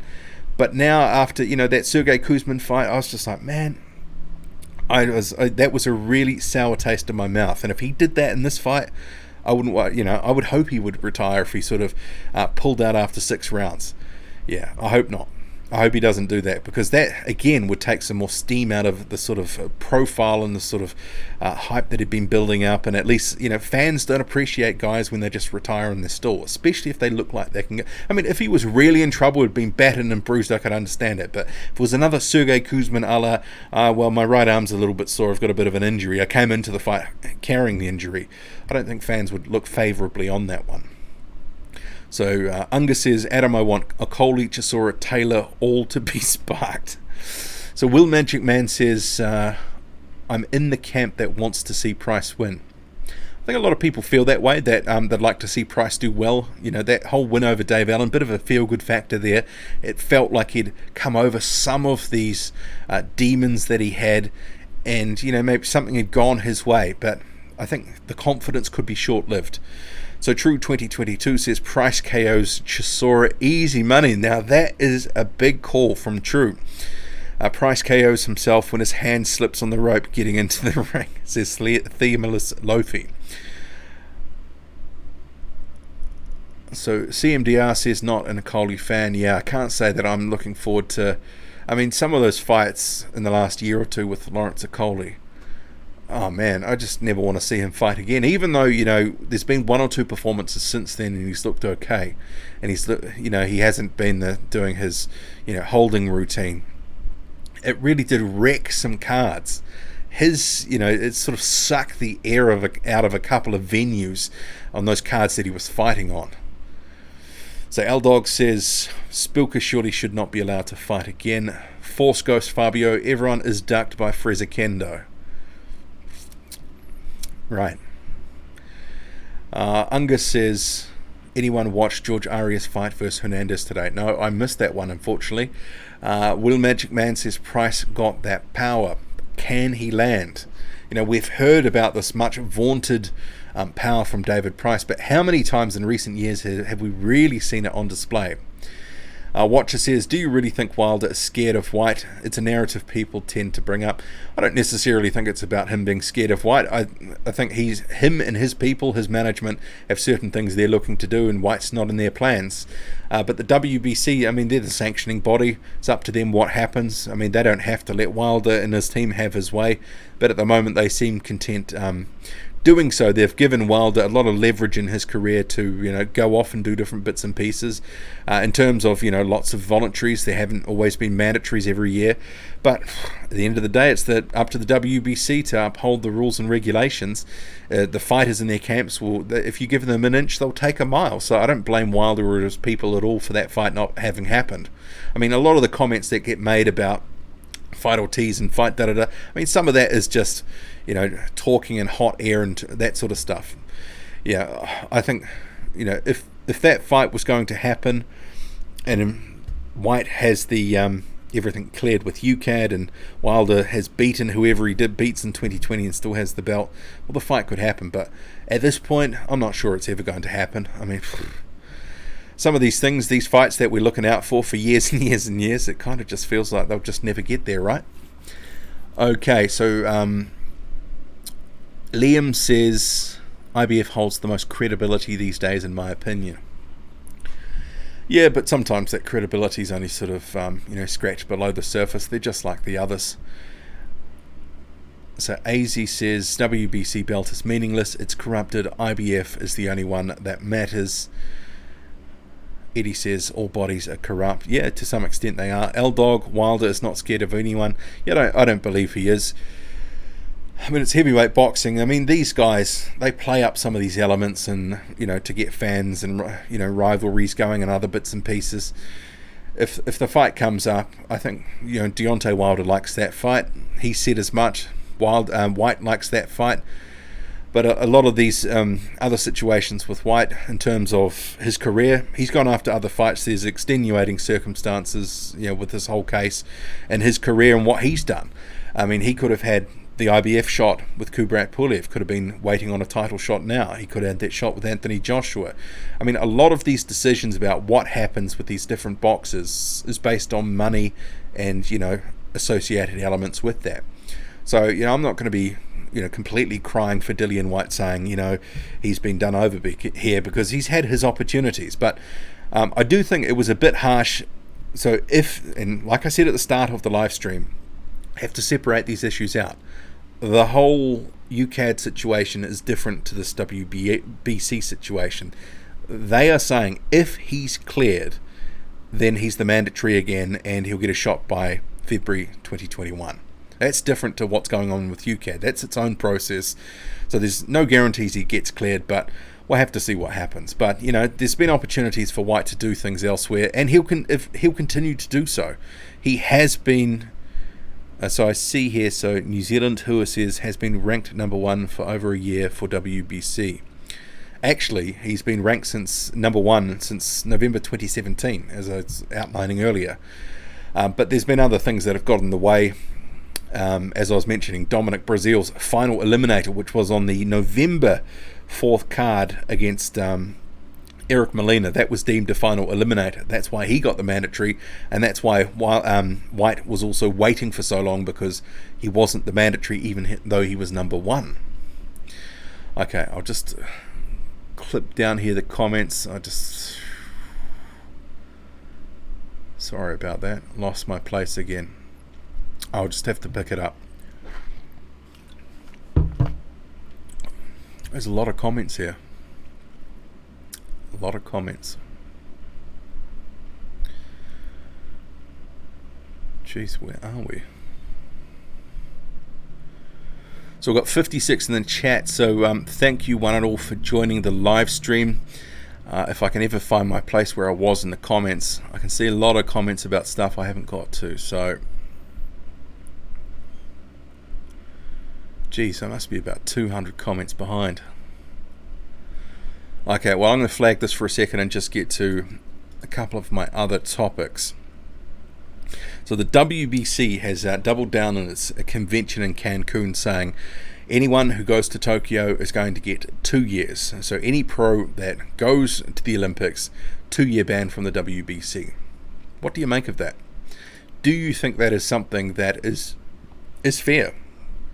Should pros be in with the amateurs? So they're going to be handing out a ban. Haven't heard anything else from the other sanctioning bodies, but often these sorts of things, one will lead and the others will just end up sort of following to some extent, depending if they are pressed. Okay. So I just saw a comment, Price KOs himself shaving. That's ruthless.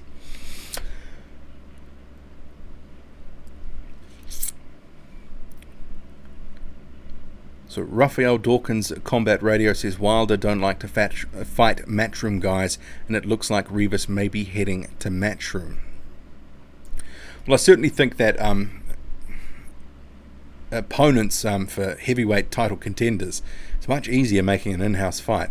But that's not just exclusive to Deontay Wilder and PBC. That's all of these guys. And with these ever-growing silos within the heavyweight division, say, for example, Anthony Joshua wins back his belts against Andy Ruiz Jr.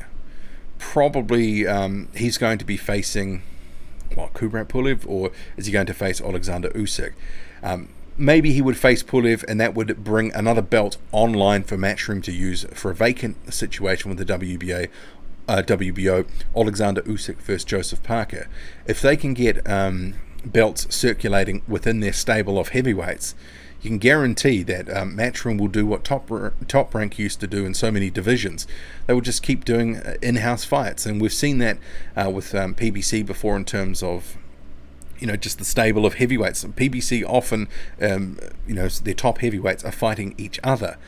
I don't have so much of a problem with that as long as they're good fights, because the realities of some of these sort of situations is with these silos. They're just building them up and building them up. They're going to have to fight each other. Otherwise, bringing in opponents, which are low-level opponents, no one wants to see that. And we're getting to a point where there's critical mass within some of these heavyweight stables, such as Matchroom, and Top Rank has been boosted up more recently. They've got to be fighting off against each other. I want to see Ajit Kabayal against Bryant Jennings, or Ajit Kabayal against Kubrat Pulev. Some of these fights I would like to see. There's a stack of heavyweights in the Matchroom stable. You could just think of probably half a dozen combinations just off the top of your head. Okay, there's a lot of betting conversation going on at the moment. So CMDR says Ruiz going to get smoked. It's all a setup, scripted like a WWE. Too much money to leave it to chance. Well, that's if it was scripted, that really was a script that didn't favour Anthony Joshua on June 1st. So Ed Tutul says Char is stringing out to be champ for sexual reasons. Right. Okay. I probably should have filtered that comment before saying that last part. L-Dog says, he's talking to Adam Fahey. So Raphael Dawkins Combat Radio, Rivas looks to have already joined Matchroom. I haven't seen anything official on that at the moment. So Unger says Ruiz wins by KO again. Great bet, unbelievable odds. Revenge or repeat, it's that classic equation. So Watcher says good addition Rivas is to Matchroom. Maybe if there has been an announcement in the past hour or so, let me know, because obviously I've been here doing this. So if Rivas has joined Matchroom through an official announcement, drop a comment.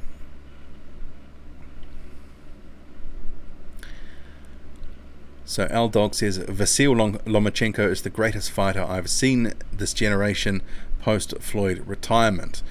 Very subjective thing. We'll have to, I think, with a lot of these guys, some of it, while they're midstream, it's hard to place a moniker on them of best ever or best of the generation or best of this year. I think, when it's all said and done, that's when some of those debates can be, because you can compare records, resumes, and title wins and the quality of the opposition. But even then, it's so subjective. But yeah, he's a hell of a fighter. So UK Nelly says all heavyweights out of on contract should join Matchroom Boxing. More money, more options, and more fight cards. No brainer, really. Well, I think a lot of these heavyweights are on the outside looking in of these different promotional silos, as I mentioned earlier. they are wise to align themselves to, one of them at least, because you could be kept on the outside looking in and really be in the wilderness if you're not sort of joining one of, Carlos Takam, when he signed for Star Boxing, I was wondering, does this really make sense for him? But now he's aligned to Top Rank through a co-promotional arrangement, and then it made a lot more sense, because then at least, he can be in some meaningful fights against some of the guys in the stable. So Ben D says All Blacks to dominate England tomorrow. I'm not sure if I'm expecting them to dominate. I do think it's going to be a very hard test. This is not a boxing related question or statement that Ben has left. This is a Rugby World Cup 1 semi-final tomorrow, but I am picking an All Blacks win. So Skater says the body should do better at making the mandatories. Well, sometimes it's not only the making of the mandatories, it's the process and the lead up to them becoming mandatory, but also enforcing the mandatories. There's a lot that's left to be desired with sanctioning bodies and the uneven sort of application of these different things.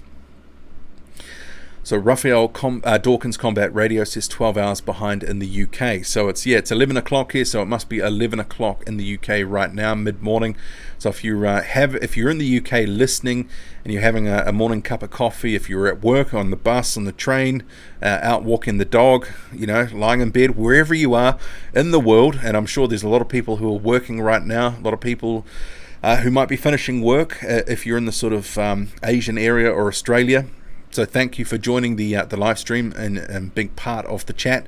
So I'll just check my list here to see what other topics we've got before I have another attack at the comment section. It's hard to keep up. So we've gone through. So the other fight this weekend, probably the second one of note, is Frank Sanchez Faure, the Cuban prospect, 13-0, facing Jack Mulawai, and this was originally meant to be Mulawai against F.A. Jagba, who had to pull out through injury, a back injury. But I'd also note F.A. Jagba just had a child this week as well, so I did wonder, maybe that actually had something to do with it. But Frank Sanchez should be the favourite for this fight. Mulawai out of Belgium. He's got one loss on his record to I think it was Herve Hubo. So Frank Sanchez Faure 13-0. I expect he will win this. I'm still a little undecided on Faure. I need to see a bit more on him, but what do you make of that fight? Drop a comment and I'll probably get to it in about 3 hours when I catch up on the chat. Anyway, so Kalawan says, do you think Arslanbek Makhmudov can go far and potentially become a champion? Yep, potentially. I think he's getting to the point in his career that he's outgrowing his situation in Canada. He's becoming a big fish in a small pond. He may look, his handlers may need to look to do some sort of co-promotional deal to get him into a bigger stable where he can start getting some meaningful fights, because he's almost at the point in his career now where it's just hard to get him rounds against guys that are durable because he's a big puncher. There's a number of other guys who are sort of in that boat. I guess Daniel Dubois is in one of those, but he's probably got backers that have got deep with Frank Warren and BT with some deeper pockets than Ive the Tiger management, for example. So yeah, I think at some point Makhmudov is probably going to need to do some sort of co-promotional deal. He's going to need to fight in America, if not the UK, more likely America, I would say. And that probably means either joining Matchroom or Top Rank, and he could fit in well quite nicely at Top Rank. And given some of his links to Bertabiev, for example, he was in the ring after that fight against Vodcik. Maybe Top Rank will be Makhmudov where he ends up landing at some point. Have you ever considered talking about a lower weight class, says JPK World? I have. It sort of started out, I started off just covering heavyweight because it was more of a time issue. That just having all the sort of, limited time, working full time, etc., and then doing videos as well. I wanted to do, and I've said this before, so apologies if you've heard this over the last couple of years when I have been asked these questions and I've explained it, but essentially, I wanted to do a good job on one division, and the heavyweight division was probably one of the ones that I followed most closely, And yeah, that's just where I sort of took it from there, and I have considered it. But one of the things that is the benefit for me is, I can say for this weekend, I can, put in my sort of calendar, or, mentally in my mind, I guess, the times that the Price and Chisora fight is going to be on, the, say, Frank Sanchez-Farah and Jack Mulawai fight, and go, okay, this is when it's on. I'm planning to do a post-fight review. And then I can just watch the rest of the card and enjoy it. I can be a boxing fan as well, just like you. And I can just enjoy being a fan as well, because, YouTube as a sort of medium to do regular videos, and I'm sure there's a number of people in the chat who have their own channels who can identify with this. One of the things to help build an audience is consistency, and you have to do regular videos, and obviously the quality of the content has to be there. But I think because I have focused on heavyweight and covering things closer, and I can do maybe add a bit more information in some of the lesser known heavyweights, and when stuff comes up and other bits and pieces, I can cover it well, and that's helped me build my audience as well. But consistency is one of these big things for YouTube too. It's like if you go away for about 4 or 5 days, you lose subscribers. People are ruthless on YouTube. It's just one of those things. But I really enjoy. It's a good creative outlet for me to do videos and use my mind, and learn new skills and get better at editing. So it kind of fulfills a lot of things that I like to do. I can get better at this, follow something really closely, and obviously there's a little bit of money on the side as well that helps pay for the channel, because software and other bits and pieces ain't free. So moving on. So Adam Fahey, I think he's referring to Makhmedov there from the eye test. It's a big yes. And can he be a champion? Getting back to that question, I guess like any heavyweight, some of it's going to come down to the route that they're taking down, what belt are they going for, the matchmaking. There's so many ifs, buts and maybes, but he's got the potential. But I would like to see a little bit more variation in terms of, he's very right-hand dominant, right hand, right uppercut, those are the weapons. So Georgina says, how do you think Hemi Ahir will do in the heavyweight division? Well, he's 15-0 at the moment, and if you have seen my latest heavyweight news mashup video, he's just signed with Ludabella, so he's going to be having a fight in Utah. That's next month. He'll be the co-main event. The main event will be headlined by Junior Farr. At a couple of weeks' notice, not expecting any great shakes in terms of the opponent, but he's a big, strong, or should I say, he's a compact and very strong heavyweight, Hemi Ahir, powerfully built, decent power, but I guess it really is he a bit undersized at 6 foot. I guess you could say with some other smaller heavyweights having some success. I mean, Andy Ruiz is 6'2", but realistically he's probably a little bit shorter. Anything can happen, but it comes down to, like I was just saying for Makhmedov too, the matchmaking and where they're guided, how they're guided, right time at the right opportunities, that sort of thing. And not all these things always line up. For some fighters, it just appears that they've got a golden path to a heavyweight title shot. For some other fighters, it's a long and rocky road. How it will be for Hemi Ahir, it's hard to say, but I mean, obviously he's had a little bit of adversity in his career already, had some management issues which led to him being out of the ring for what was the best part of a couple of years. So he hasn't been as active as he would have liked to have been in his career, but he's with new management on to Sports Management, I think it is, and just signed on to Ludabella to be his promoter. So if he's can get some opportunities, potentially he could make some noise in the division. But I would like to see Farr and Ahir, who are unbeaten, Farr with 18 fights, 18 wins, Ahir 15-0. Time to step it up now. In the next sort of 6 months to a year, if they're going to make some noise in the division, they've got to sort of start hitting the go button. So L-Dog says Hrgovic is going to usher in the Klitschko era 2.0. He's going to have a very good career, that's for sure. So CMDR says Lance Armstrong is unofficial advisor to both AJ and Dillian Whyte. That's ruthless. The Odd Fella says, I believe people wanted to see Canelo versus Charlo. Yeah, I wouldn't have minded that fight. So Skader says, White ever gets his hands on the WBC belt, he should throw it in the trash, then take a dump on it. I should have filtered that comment. Unger says, good move, Hemi signing with DiBella, get him a fight with Arias and Farr with Mike Balogan. Well, from what is being reported, this is by New York Fights, that Devin Vargas looks to be the opponent for Farr. That's not officially confirmed. You may recall Devin Vargas, he fought Andy Ruiz Jr., what was it, mid-2018? I think it was his first fight, his comeback fight after losing to Joseph Parker. Ruiz took more than a year out of the ring, fought Vargas on his return, if I just think that was the case.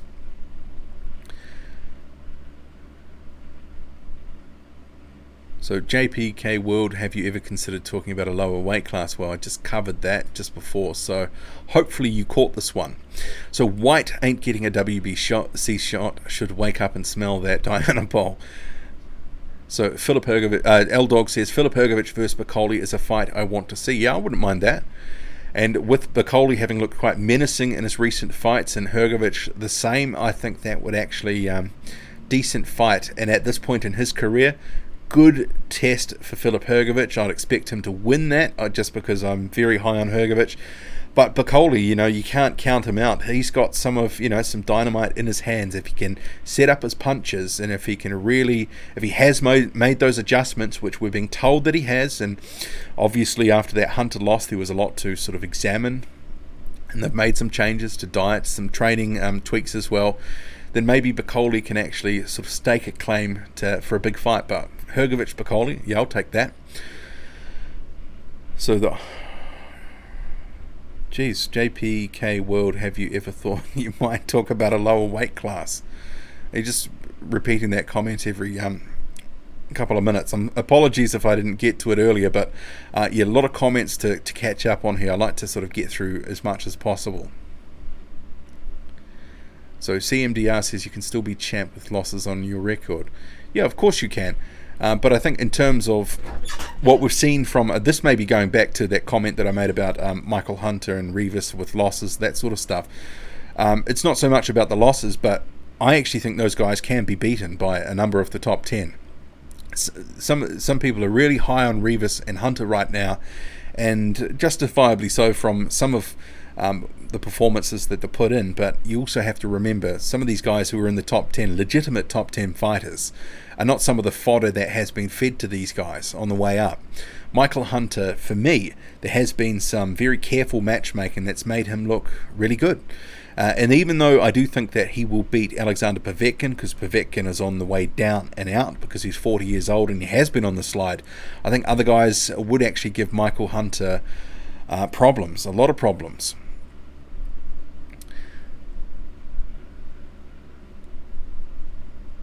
So Trenbolone is the mother of steroids. Even bodybuilders don't want to take that. And that's one of the things that Avika Bakurin had in his system. And the whole thing it was completely bizarre about that Bakurin, this ban for 4 years. He took a dive in that fight. I'm adamant he took a dive. But he was, loaded up to the gills with all sorts of substances only to take a dive.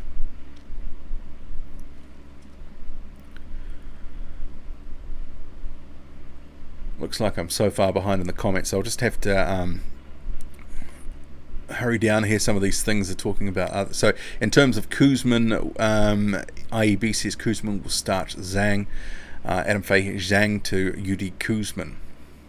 So L-Dog says, I'm upset with Matchroom. They're doing a horrible job of promoting Hergovich. It's been a bit of a quiet year for Hergovich this year after such a good year last year. It feels like a little bit of momentum has been lost. So Zhanlong Zhang is out in November too. Well, we'll have to see if that fight actually comes to pass. So Unger says, Zhang, no work for 18 months is a major concern. Yeah, that ring rust, Kuzman may have looked limited, but, Zhang at 36, 18 months of activity, not a good recipe. Huey needs to hang him up. That's ruthless.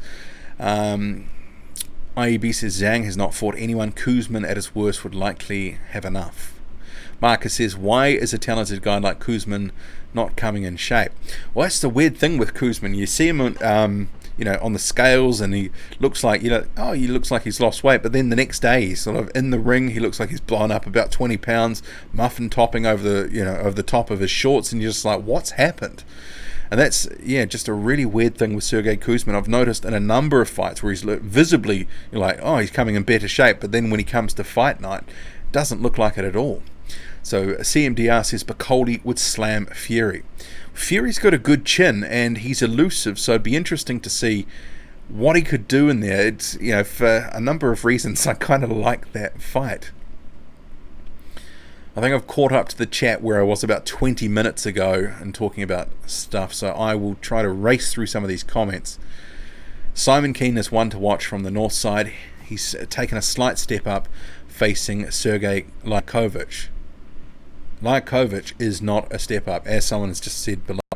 He's 43, 44 years old. That's not a good fight. I don't like that one at all. I actually think probably Carmen is better than Lyakovich at this point. Lyakovich is pretty fat. I mean, if you don't remember, Lyakovich is the one that Deontay Wilder sparked out. I think it was back in 2013, and he was writhing on the ground. But he was 36 or 37 at the moment. So I saw in the live chat someone said 40 isn't old anymore, but it doesn't mean that, if you can be 43, it doesn't mean you're still any good. I mean, Lyakovich has been on the slide for years. I don't like that fight for Simon Keane at all. So Will Magic Man says, Huey constantly throwing that looping right hand in all his recent fights. Has anyone seen it land yet? Well, I think he landed it once, of note in the fight against Kubrat Pulev, and all it did was slightly back at Pulev, and he, after being buzzed for half a second, he brushed it off. So CMDR says, Fury is no gatekeeper, consistently beaten every time by higher level fighters. And it's coming to the point that Huey Fury, are we going to stop hearing the excuses, and that it just is going to be he's at a certain point in the heavyweight division and that's where his lot is. I haven't seen any noticeable improvement from Huey Fury in the last couple of years. Not at all. So, I mean, what do you make of Huey Fury? Is he actually improving, or has he sort of digressed in some way? So, the odd fella says, damn, no love for Keane, huh? Well, not for a Lyakovich fight. I mean, that's the sort of matchmaking at this point. Frank Warren's been criticised for the similar sort of matchmaking. You're having the Ebenezer Tetes and Richard Lattes and that sort of thing. It's on a similar sort of level. Lyakovich, he should have retired by now.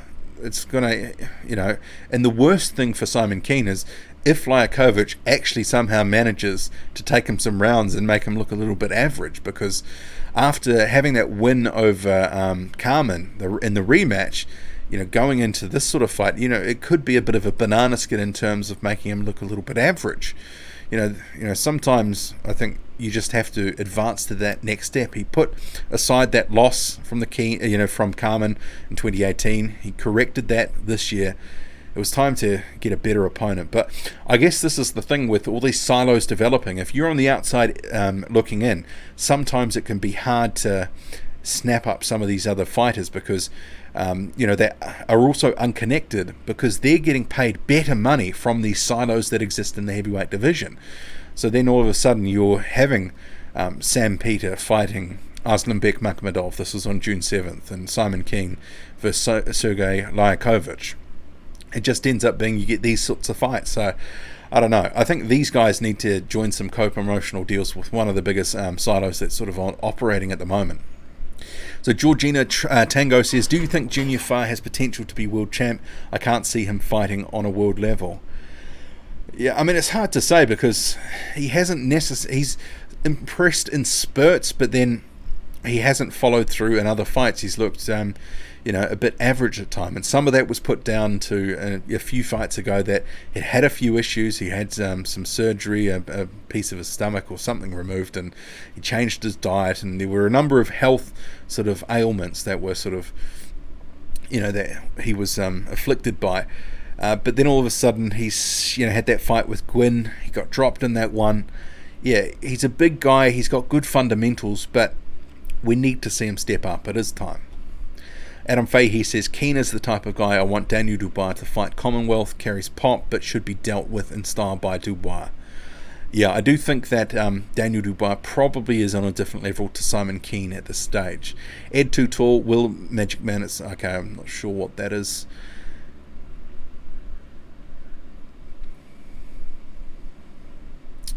So L-Dog says, not sure how accurate this is, but according to Tom Little, Hrgovic dropped Dubois badly in sparring and really beat him up. Well, I mean, I wouldn't be surprised if there was really competitive sparring. They're two of the best prospects coming through. And Daniel Dubois, I'm sure at the time that they were sparring, and I have a photo of that, he might have been 20 at the time or just turned 21. And Hrgovic, a much more seasoned fighter through his amateur days, a few more tools in the toolbox a bit further along. So it wouldn't surprise me in a couple of years if he did have a few issues with Hrgovic, in a couple of years maybe if he's sort of closing any gap if one actually exists at the moment. Force Ghost Fabio says Pulev vs Chisora would be fun. Haven't we already seen that? I didn't think that was particularly fun. You see Pricey getting Sasha rematch if he beats Del Boy. No way. Chisora is a gatekeeper. Beat him up and you're genuinely at top level. Yeah, I mean, if you can find your way past Derek Chisora, you're probably within the world's top 20. Chisora is for me, is about world level top 20-ish, there or thereabouts.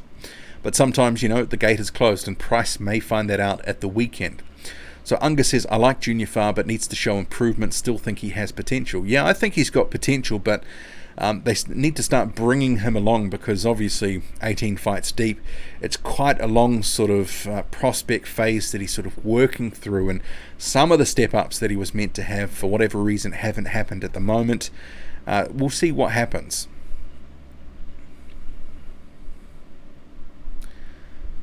So L-Dog says, I really don't rate Junior Farr, nice guy, but he isn't on the level of Parker. Well, that's the sort of fight that Farr wants to build towards, a domestic dust-up here where I am in New Zealand. But at the moment, I can tell you there is no buzz for that fight. People don't know who Junior Farr is at the moment. I mean, some sports fans do, because occasionally he's on the sports news, but apart from that, and hardcore boxing fans, casual, the man on the street doesn't know who Junior Farr is, but they do know who Joseph Parker is. Obviously, there's a gulf in what they've done in their careers so far. And Adam Fahey says, Farr only came into the game for the Parker pay-per-view payday. Not necessarily. I think he decided he can make a leap into boxing and make some noise and do something. But I definitely think that a showdown with Joseph Parker would have been one of the motivations, because obviously with their record, they fought 4 times in the amateurs. Farr won 2 of them, but that's many moons ago now. So the odd fella says, I don't like Junior Farr's temperament. CMDR says, lol, WBC boycott is just fanboys that are butthurt. Fighters will still fight for the belt. So futile. May prove that way. I mean, if something really built up and there was a movement and it got, the WBC to change, well, then it would have achieved something, but I'm not sure it could get the momentum, and it sort of seems to be the WBC is impervious to any criticism. They just do what they do because it's in their own interest to do so. So Georgina says, who do you think Parker should fight next? It's a good question, because that Chisora fight was a good sort of level back to where he wanted to go in the heavyweight division. And I think if he had beaten Chisora, it opened up some fights potentially for a vacant title with Usyk, and you could sort of say, well, hey, on the back of a win over Chisora, that's set him up well for a fight with Usyk should the WBO belt be vacated. But yeah, I mean, it might end up needing to be some sort of tune-up, because he's only had 1 tune-up this year against Alex Leapai. I did a video the other day, Joseph Parker, the lost year, and it totally has been that. Eddie Hearn saying that there may not be a card for him to get on this year. So Skater says Parker versus Povetkin would have been good, but he is fighting Hunter. Yeah, that would have been a good fight for Joseph Parker.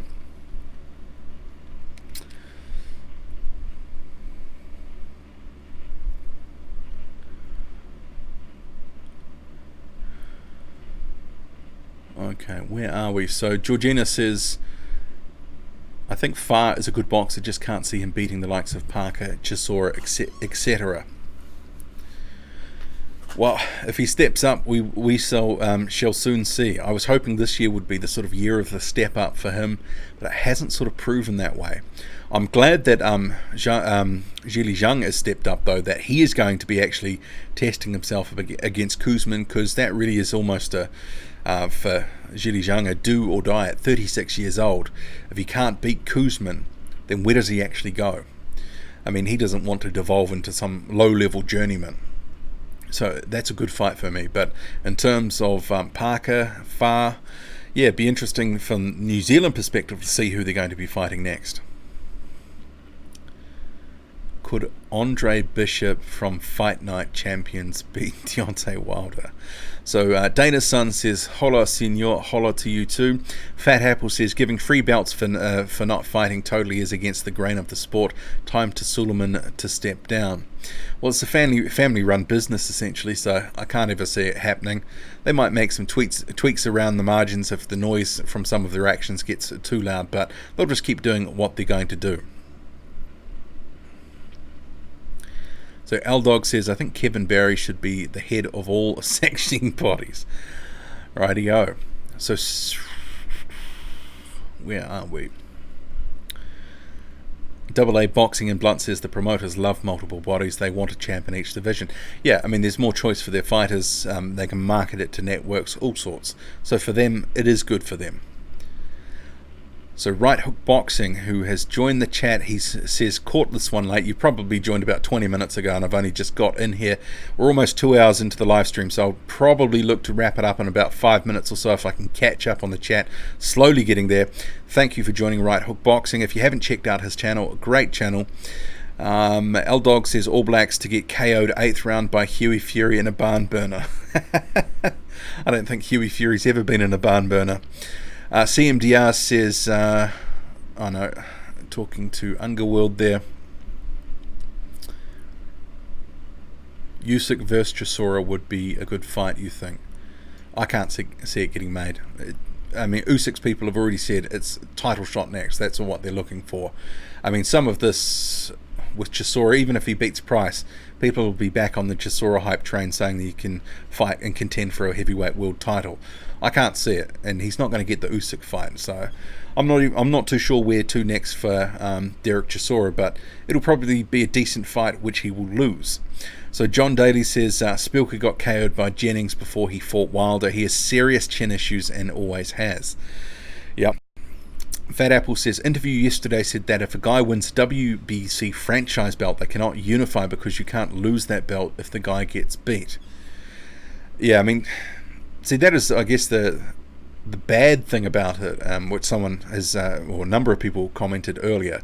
You can't become undisputed, which, you know, that was one of Lomachenko's goals at 135. So IEB says Puliev is working with Mimo Heredia nowadays. Countdown until he pops with beds would be so anticlimactic after he waited for so long for his shot. Well, if he hadn't have got injured in 2017, we would have already seen that shot, and he might have retired by now. But he's certainly concentrating all his efforts to get a shot at either Ruiz Jr. or Anthony Joshua, that winner of that rematch.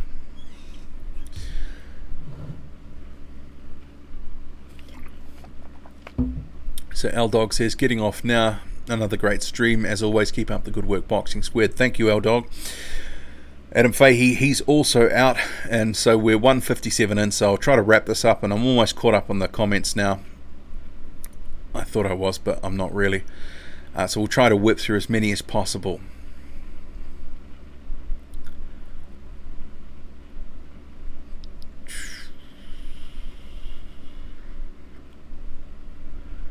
Okay, yeah, I was really far behind in the comments. I thought I was making headway there. So apologies if I end up cutting this off before I get to your question or comment. So Georgina says, if Parker versus Chisora happened now, how did you see that fight ending? Probably decision win to Joseph Parker.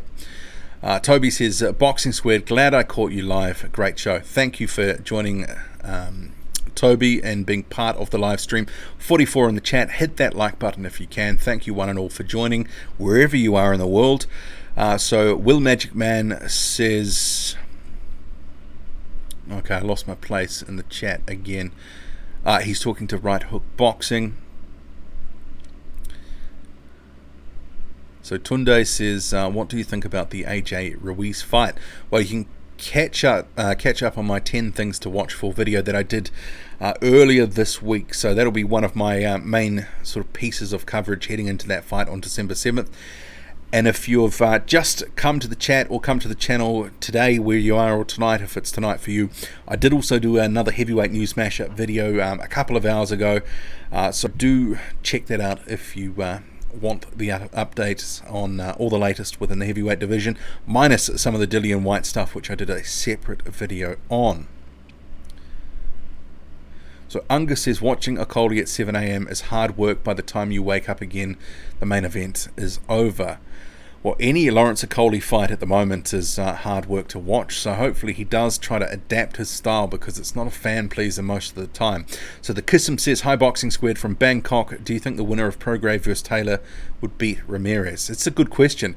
Ramirez looked so good in that fight against Hooker. It's one of these things where with Ramirez, he's had very little buzz in the past year or two. And when he fought Mo Hooker, because I was going into that thinking, well, if Hooker can keep it long, he's got that really good right hand, he might have a chance here. I thought Ramirez might win it, but I thought it would be a bit more competitive. I mean, it was a very good fight, very good action, but I was sort of expecting Hooker to do a little bit more in there, but Ramirez really did sort of wipe him out in the end. But yeah, who would win that one? I don't know. I mean, I think we're all going to have a view on how that one might play out, depending on how this one this weekend plays out, because if Prograis goes in there and blasts Taylor out, or vice versa, for example, you know, I think that will be a very big signal, and hopefully unification could happen at 140, because if they could bring together those heavy undisputed fight, for example, that would be great for the division.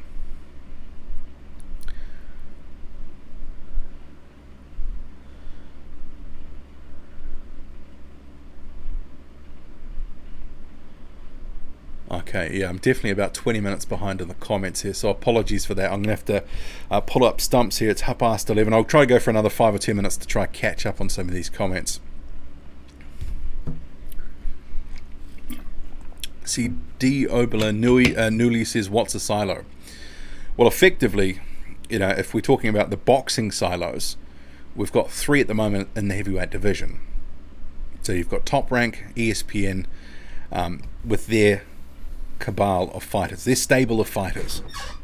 So you've got about half a dozen or 7 guys that could fight each other at the moment, and with Matchroom they've got about 10 or 15 at the moment. PBC, it's about 10 or so.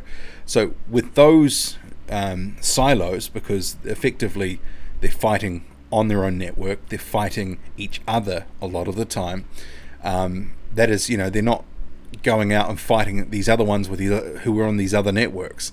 So that's what I mean by the silo. So they're keeping everything in-house for a large extent. So I think we're going to see more of that, and as these silos are growing, if you're on the outside looking in, it's going to be harder to get meaningful fights.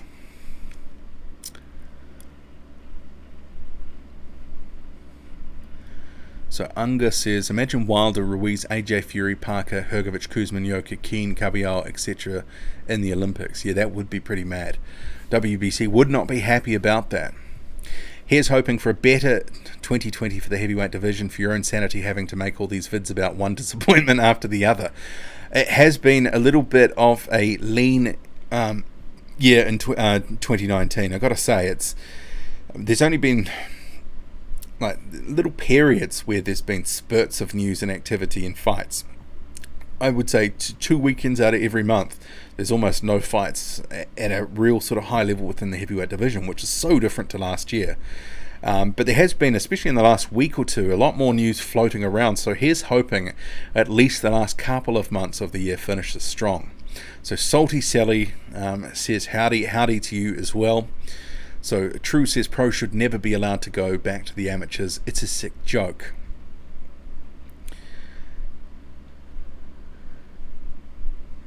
So True 2022. So Unger says to True, what's sick is sanctioning 55-year-olds who've been retired for 15 years, far more dangerous, along with hundreds of other pros' gross mismatches. Yeah, I can't see there's anything to be gained, like by Nigel Benn coming back. Obviously, he wants to do it. He's pretty keen to get sanctioned and have his fight, but I can't see that ending well against Saki Obika. In all honesty, who do you have your coin on for AJ rematch? It really depends on the strategy. I mean, I think we've all got a view on how it would play out and what either needs to do for adjustments, but it's about the execution too, because it's all well and good Anthony Joshua looking to have a game plan, keeping it long, behind the jab, trying to catch Ruiz on the way in, trying to deny him just coming to the inside. But we saw in the first fight, Joshua couldn't stop Ruiz coming to the inside, even early in the fight before, everything happened in terms of the knockdowns. It's about execution, not just about the game plan.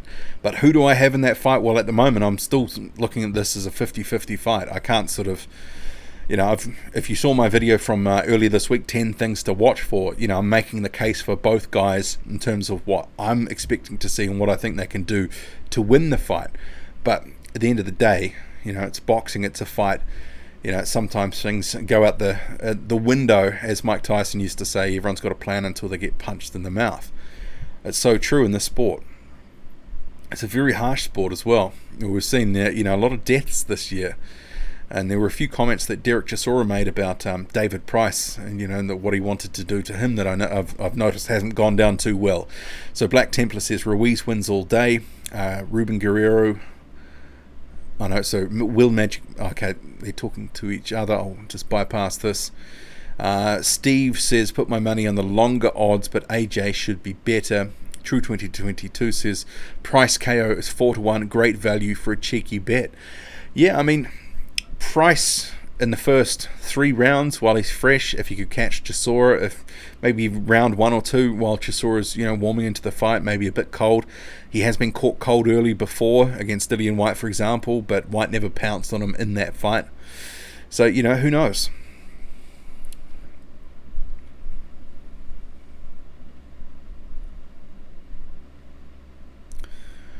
So IEB says, watch Wes Watson's YouTube channel and you understand what kind of hardcore MF Rydell Booker is after doing 10 years in state prison. Yeah, I would not want to have lived that life. Was it 10 years or was it 14? Yeah, it was a long stretch. So Curious Carrot says, what do you make of BT pound for pound Pac-Man at 10? As a joke, he shouldn't be in the top 10 in my opinion. Top 10s, for pounds, I try not to get to it. It's so subjective. I mean, everyone has arguments about who should be in the top 5, and you start getting out to a top 10, it's even more sort of subjective.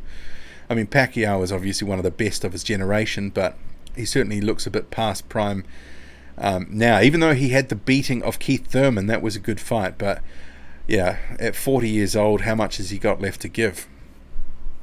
You think Wilder? You think the winner will be stripped for WBO Fat Apples? Oh, that's talking to Fat Apples.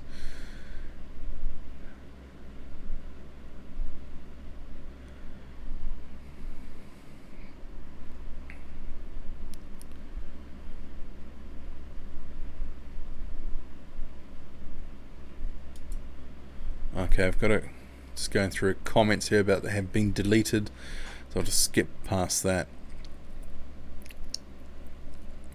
So Georgina says, in my opinion, Miller is not a great boxer. Chisora would floor him. Be an interesting fight. So True 2022 says, it's not a pay-per-view without Spider-Man then. Not in New Zealand, it's not pay-per-view here, so it's on Sky Sports. Looking forward to that for free.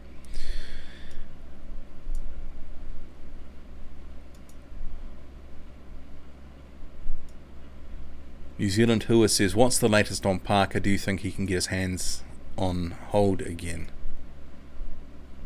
On a belt again or on Chisora again? In terms of a belt, depends on matchmaking where they take him, what route they go down. In terms of Chisora, I don't know if Chisora wants that fight now. I mean, it makes sense for Parker, but if Chisora wins this one, does it make as much sense for him? He may just see Joseph Parker as a risk not worth taking, especially if money is better elsewhere. I mean, if Eddie Hearn can get Derek Chisora into a low-risk fight but still get him a boatload of money, Chisora will take that all day. It always makes me laugh on when people rip on Adam Smith in the IFL videos, says Black Templar. Boxing, AA Boxing and Blunts, Loma and his team asked to be elevated to franchise champ.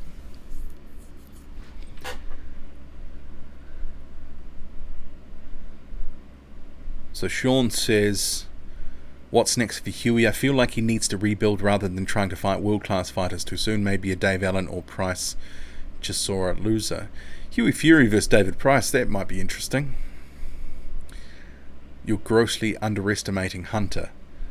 I'm not. He is a good heavyweight, but you know, I don't think he is going to be, you know, just cutting a path through all the top 10. This, you know, it's like a lot of these heavyweight boxers, they have their nemesis and, you know, their kryptonite within the heavyweight division. You know, Michael Hunter came into the heavyweight division just over a year and a half ago, to very little fanfare, and it's only a couple of performances against, you know, and it has to be said, lumbering opponents that have made him look very good. So we will see where the metal, you know, sort of where the rubber hits the road in December against Alexander Povetkin, which is a very different fight. But there is a hype train for Michael Hunter right now, and I do think it exceeds some of really where he's really at in terms of his potential to win a belt.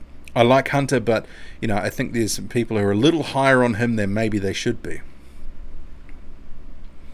So Will Magic Man says Povetkin is getting past his best before date for sure, but he's still very dangerous in spasms. Yeah, the first half of that fight, Alexander Povetkin is a threat. You know, I feel that the first 3 or 4 rounds in particular, he's a smaller guy, he's fast, good footwork, in and out. Similar to Hunter, he's gonna, you know, it's gonna be a mirror in some regards with some of their tactics. But, you know, if it goes past 6 rounds, that's when it starts to favour Michael Hunter. Either he wears down Povetkin and beats him on points, or potentially even knockout.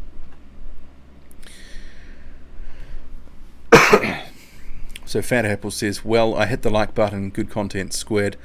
Thanks, Fat Apples, for joining the chat. And you've got Aslanbek Makhmadov, or the fan account for Makhmadov, who's joined the chat saying salute. Hello to you too. Will Usyk beat a top 5 heavyweight? Depends which heavyweight, I guess. He's not unbeatable, but he's going to give a lot of these guys a lot of fits in these fights, given what he does in the ring there. It's very different to, but you know, obviously they've got the bigger guys over 6'6", bigger levers. They hit harder. If they catch up with him, it could be good night.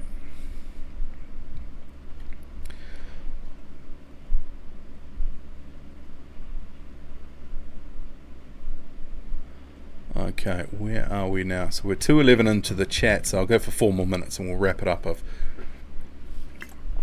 just flicked past a few comments, so apologies if I've missed yours. It's very hard to find my place again, so we'll go down to the bottom. So Michael Johnson Boxing and More says, yo, what up? Hello to you, Michael Johnson Boxing and More. Michael does do some very good live streams, so do check out his channel. Body Snatcher says, if AJ wins, he should drop WBO, then IBF, and fight Miller in Wembley would be dope. Well, whoever wins that fight has got mandatories coming out their ears. There's going to be 2 mandatories. So, I mean, the other alternative scenario is, for example, if Joshua does win back the belts, he may actually opt to pay Alexander Usyk step-aside money.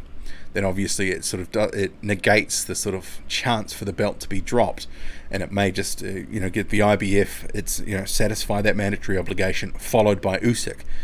But then again, if Ruiz wins it, I mean, PBC at the moment doesn't seem too fussed about the WBO, so they might just drop that outright. I don't know, but that could still be the same scenario. Pay step aside and you know, get the IBF out of the way first, then WBO. Ruiz Jr. has certainly said that he would be open to facing Alexander Usyk. Be an interesting fight, that one.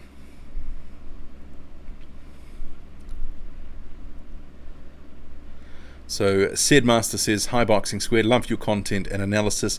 Keep it up from Senegal, West Africa. Thank you for joining the live stream."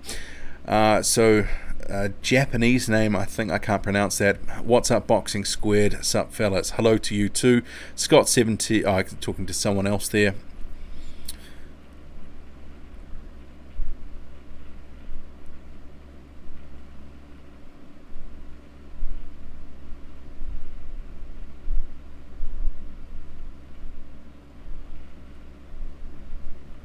Just finding my place in the chat. Again, there was a little back and forth about different bits and pieces. Looks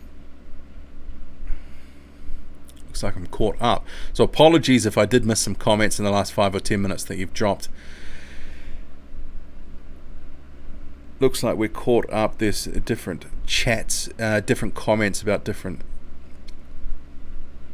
I'm starting to fade now. We're 2 hours 13 in the chat. Starting to feel a little bit hoarse actually in the voice, so I might actually wrap it up now. But thank you for joining the chat, joining the live stream. 42 in the chat still. Thank you very much wherever you are in the world. I'm sort of wrapping it up now, but good fights this weekend at Derek Chisora and David Price. I'm picking a Derek Chisora win. I've got Frank Sanchez Faure beating Jack Mulaway, and obviously there's a couple of other non sort of heavyweight fights. I'm picking Regis Prograis to beat Josh Taylor. Didn't get to that easily though. That's back and forth on that one all week in the past week or so, or 10 days I should say. But thank you very much for joining wherever you are in the world. Make sure you have a good weekend, and yeah, take care. Thank you very much.